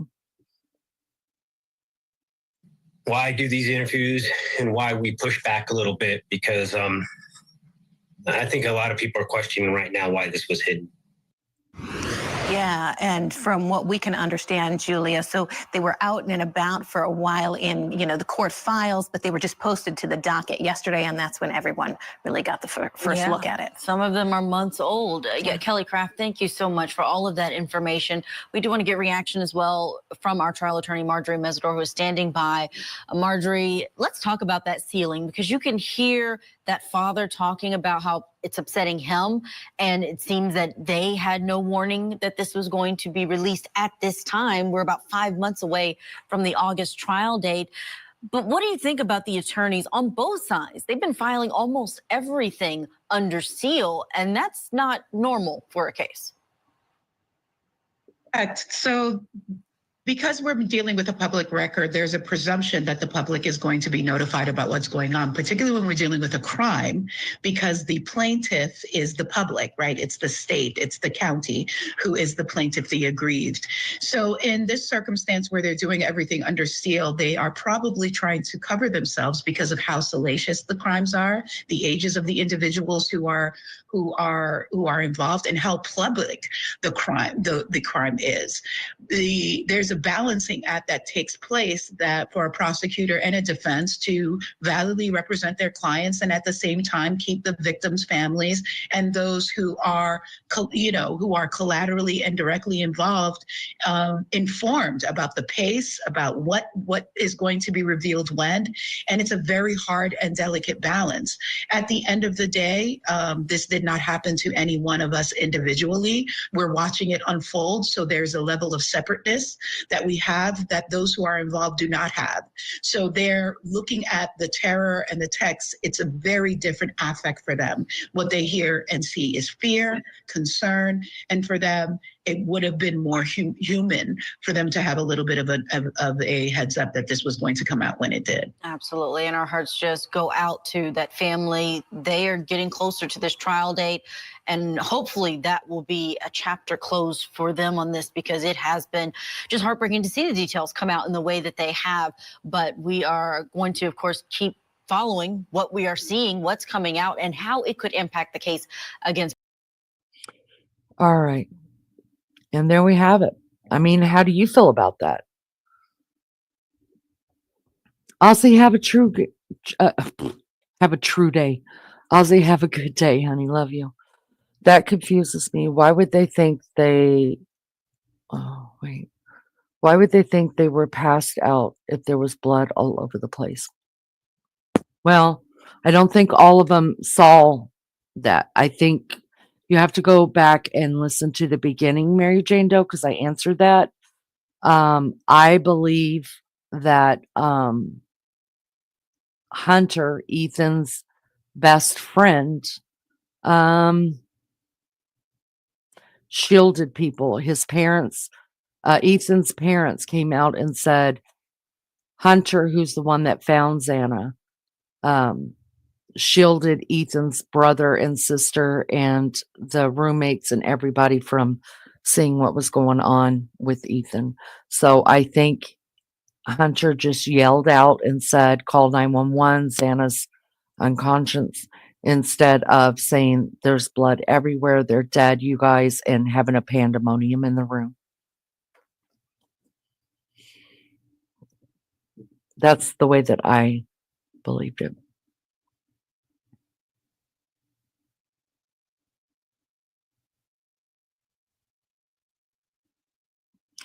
Bryan studied how to commit this crime, a serial killer in the making. Absolutely. Yes. Do I think he's killed before? I don't think he's killed before. I did listen to a cop on one of the programs in Pennsylvania, in the area that he grew up in. And immediately when they announced Bryan, well, they knew about Bryan Kohberger, right? Because the police had to go into a gated community. So, Idaho was in touch with Pennsylvania and all that other shit, right? So they had to be let into, in the middle of the night, a gated community to go and, keep surveillance on the house, on Bryan, on the people there. And the cops said that the minute they found out about it, they opened up a bunch of missing people, murdered people that which isn't a whole lot, he said, that was in their community to see if there was any MO that would have come from Bryan as well. And he said, we can definitively say that we do not believe that we have any murders committed by Bryan Kohberger in our city. Hi, DTR. Let me look up one other thing and then I'll let you guys go. I know it's a long live. I usually do about 3.5 hours on this, but I want to show you guys this.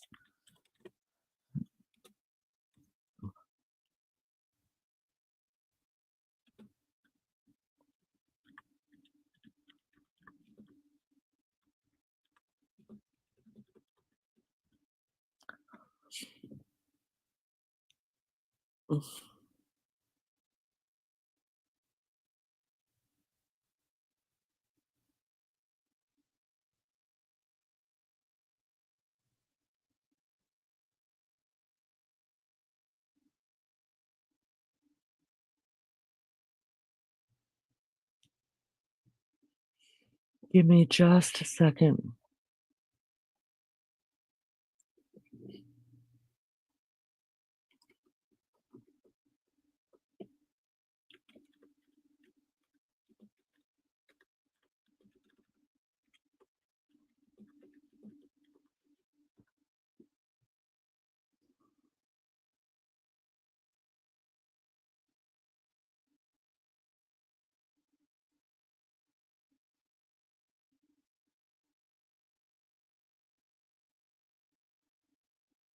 All right, there's a couple things to look at here just to go back to the beginning of this really quick.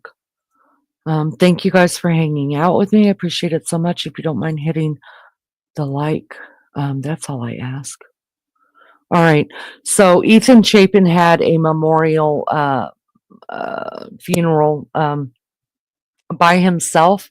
At this point, the family had already asked other victim family members to quit speaking for Ethan, that they wanted to do it. This is when it all was a break in the whole thing. And Ethan was the first one to have any type of funeral memorial service. So let me pull this up. Wix.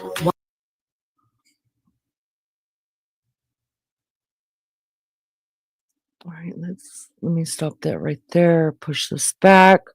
This is right out of Ethan's.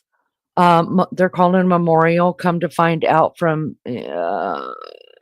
his mom, who is basically doing all the talking for Ethan. His brother and sister, who are his triplets, have not spoken to the public yet, and his dad hasn't said much. It's mainly his mom. So let's look at this real quick. And then, okay, right there. And legacy of our today we're here to honor the life and legacy of our son and brother, Ethan Chapin, one of the most incredible people you'll ever know. Meanwhile, hundreds of people gathered in Washington state today to honor one of the stabbing victims, 20-year-old Ethan Chapin. I should have known. He's from Mount Vernon, Washington. Before his memorial, his parents spoke to the media, as you just heard, thanking everyone for reaching out. They said they're grateful for all the messages of support, even from strangers who they now consider friends. I wanted to see the whole thing, but that's okay. Where am I? Where am I? Where am I? Oh, there I am. All right, let me look at this real quick.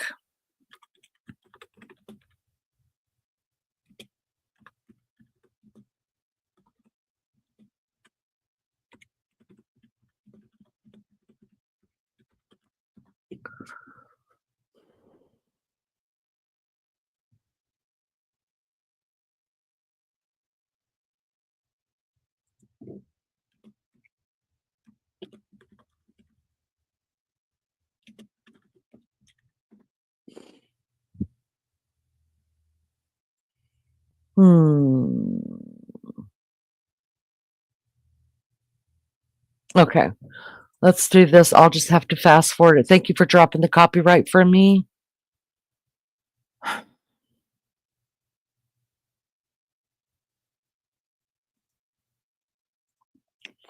All right,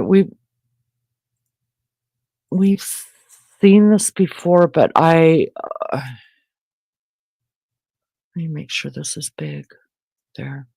I want to bring this up again and just show you about Hunter. I'm going to fast forward through it. This is the family speaking at the Idaho vigil, not the vigil, the memorial service. So I'm just going to fast forward to Hunter. This is Ethan's best friend, not to be confused with his brother Hunter, but Ethan's best friend, who they are talking about, that found Xana. And if you remember, it is his girlfriend that is also on the line, on the phone with the police, and she says, I'm their neighbor. Okay, they came together, Ethan's best friend and his girlfriend, which is E something in the documents. All right, let me put this up. Wix, one platform, any website, unlimited creation.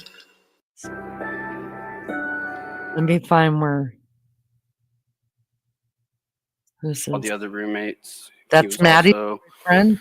A really great guy, and just none of these people deserve this. I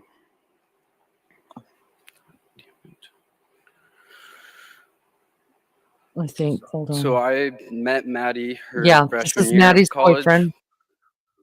And then Maddie. This is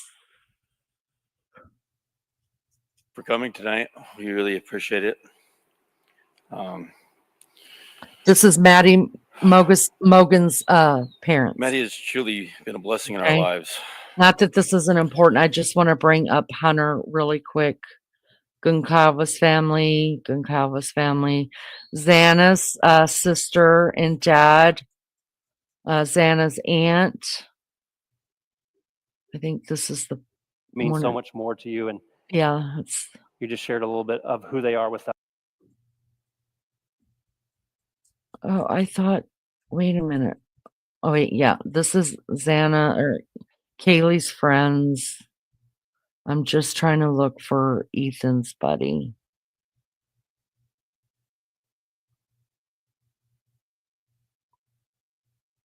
Come on, dude.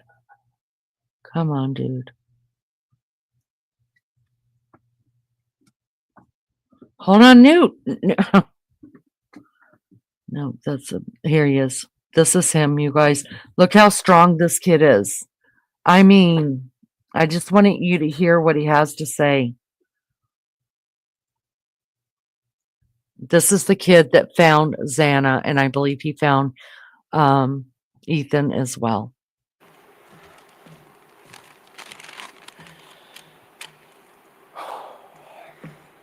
Hello. My name's Hunter Johnson. Me and Ethan became best friends over the last year and a half we spent at the U of I. And since we became such good friends, I feel honored and privileged to even be able to share who he was to everyone here.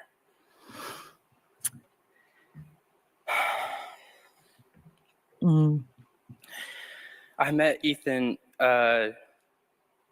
during Fall Rush of last year.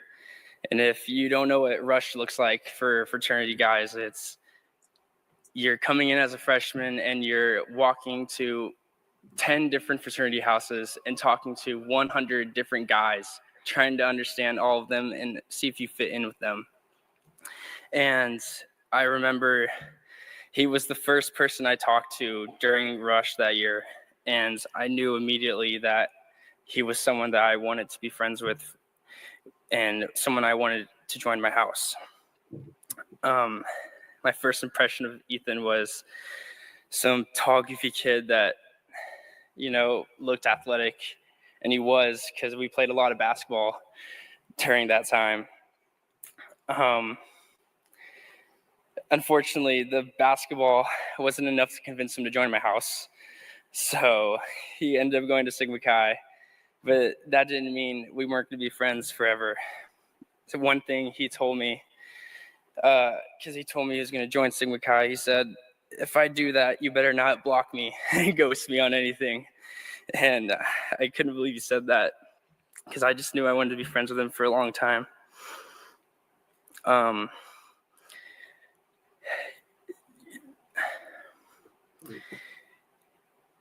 He had such an infectious smile and a charismatic personality.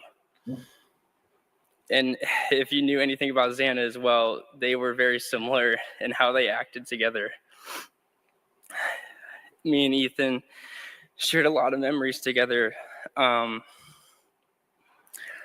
Usually at a party where me and him would be controlling the aux and be singing at the top of our lungs any country music song with 50 other people in there not saying a word, just us singing as loud as we could.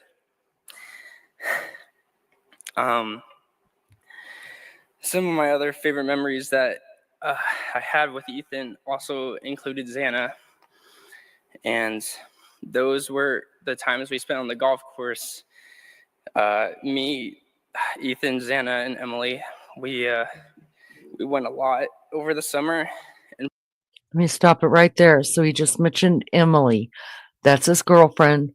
That was the neighbor who came over, was also talking to the dispatcher. Remember, she was like, I'm their neighbor. And she's listed as E something in the thing. So they were all good friends. That's why they were called. Plus, they were right there. Okay. So this is the guy who found Xana. I believe Ethan, but we know for sure he found Xana because it's in the documents.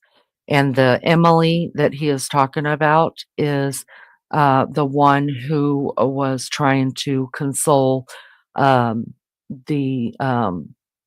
living roommates.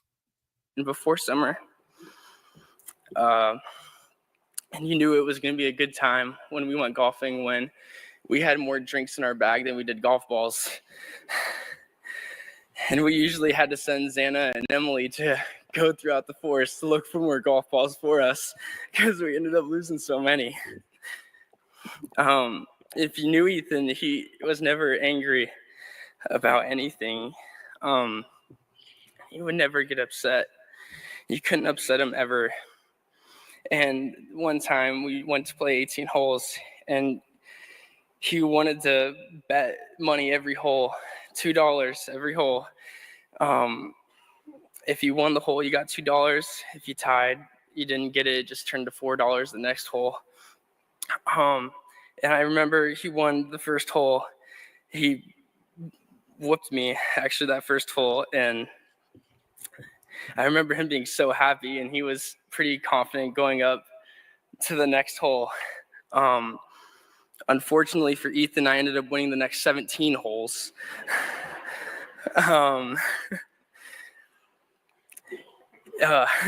If you also knew Ethan, you knew he wasn't great with money. And so it wasn't a great feeling when I had to come up to him and ask for the $34 he owed me after the rounds, because he would ask me to get him drinks every week. He'd say, Hunter, I need some Bud Light Limes. Can you go to the store and get me some? And I was like, yeah, Ethan, I'd love to, after you pay me back for the last 2 weeks that I got you Bud Light Limes. But so yeah, as you suspect, I never got those $34. Ethan was always someone you could count on to make you smile and cheer up your mood. Everybody loved him and his beautiful mustache he had. And I feel so lucky to have shared so many great memories with him. I'm going to miss our favorite Moana songs we would sing together. Me visiting you and Xana at your parents' house with Emily. And you guys also coming to my cabin and hanging out with my family. and watching you carry all of your drinks in a garbage bag when you walked into a party. I know we're all gonna miss these. I love you so much, E and Zan. Thank you. Ah. Y'all. If y'all see Hunter out there, you tell him to come too. I'll send him a plane ticket just to hug him. My God. That kid. Surely his parents have him in therapy. But I dare to say that he will never forget them images.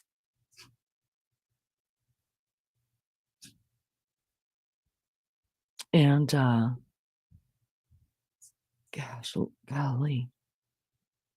Man, I just can't imagine.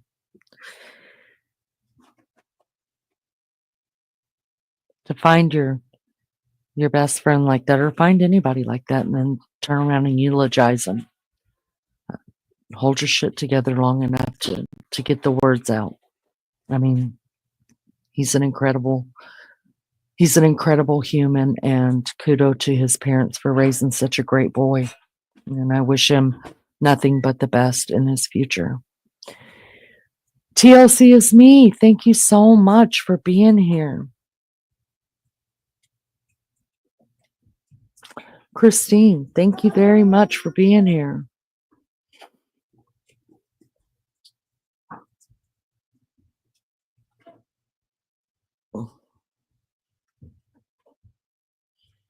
Just looking back through chat really quick. Can you imagine being 19 or 20 and not going in to see what was going on? Yeah, but I mean, if I could find it, I'm going to bring up next week his parents talking about how he shielded everybody. Some say he may have used Bundy as an inspiration, saying that Bundy had set his sights on a college dorm type killing. Right. Well, I mean, I do know that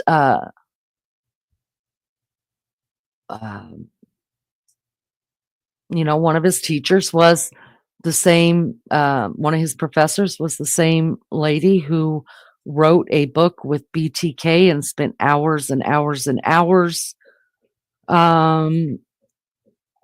interviewing BTK. It just makes you wonder if he decided to take her class because of it. I don't know. I do believe that we all have heroes, every one of us. So I'm sure you had heroes too, but who were they?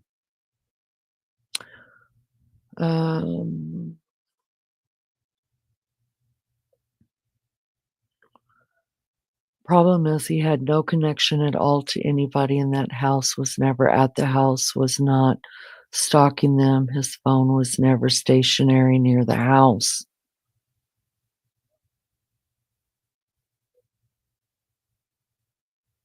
So are you saying everyone in his field? No, she did not say that at all.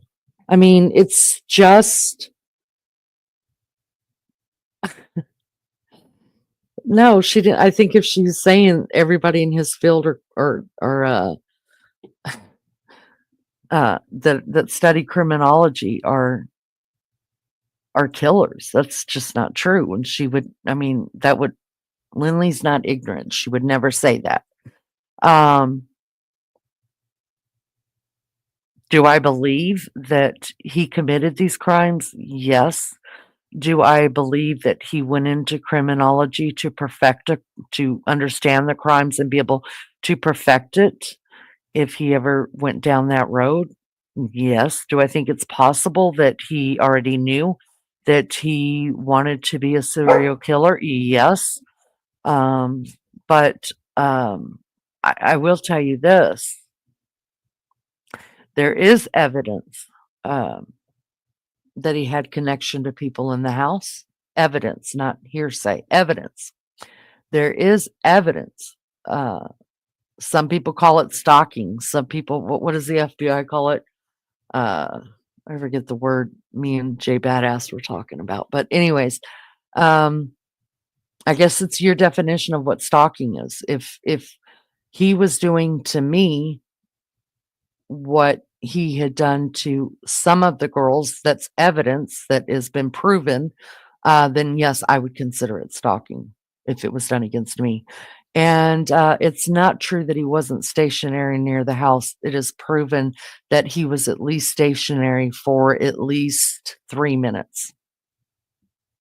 And I can prove every bit of that to you if you want to.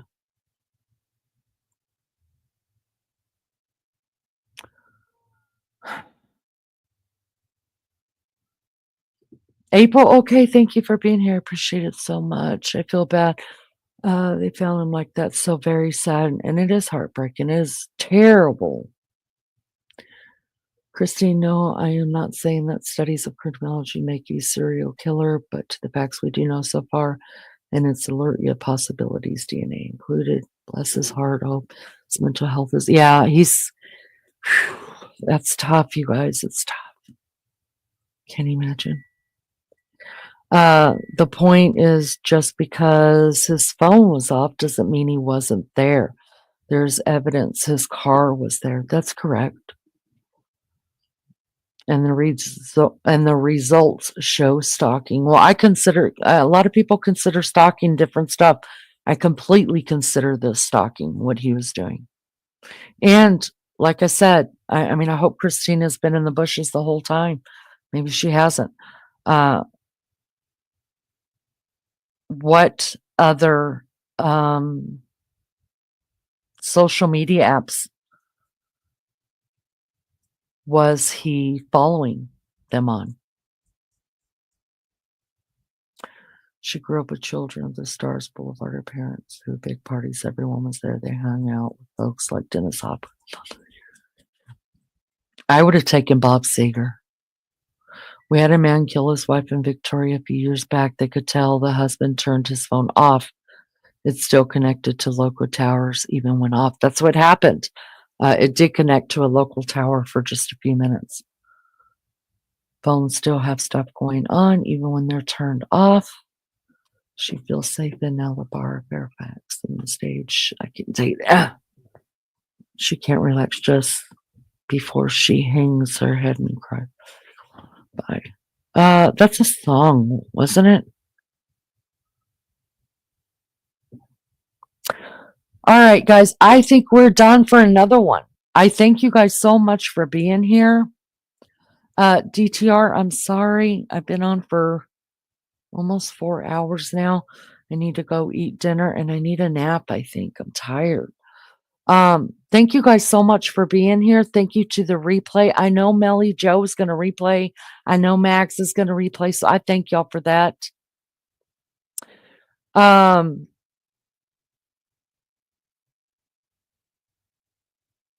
Sorry, I was thinking about something else I need to say, but if I say something else, it's just going to keep going. So I'm going to shut the hell up at this point, take my own advice. All right. Thank you, Mod, so much for keeping chat clean and fun and safe place for everybody to be. Thank you to the channel members who help me pay the bills around here. And thank you for the people who come just to chat. Without you, I do not have a channel. So I appreciate you so much. Big love to Maggie, who will be flying home in a day and a half. And big love to all of my friends. Oh, and Aussie True Crime said she was going to listen to the end of it as well. So I thank you for that. Thank you guys for being here. I appreciate you so much. Tomorrow, our live is already set up for discussion of where we're just going to do questions and answers. People come up on panel that want to come up on panel. I would love to have Christine come up on panel and us, She has the right to believe whatever she believes. I believe in that. I will stand next to anybody to have the right to believe what you believe, but don't present things as fact if you don't have anything to back it up. And everything I say, I have to back up unless I tell you I think or I'm speculating. All right, guys. Thank you guys so much for being here. I love you all. Y'all be good or be good at it. If you can't be good at it, do me a favor. Take some video and send it to me because, any content. Love you guys. Talk to you later. Bye.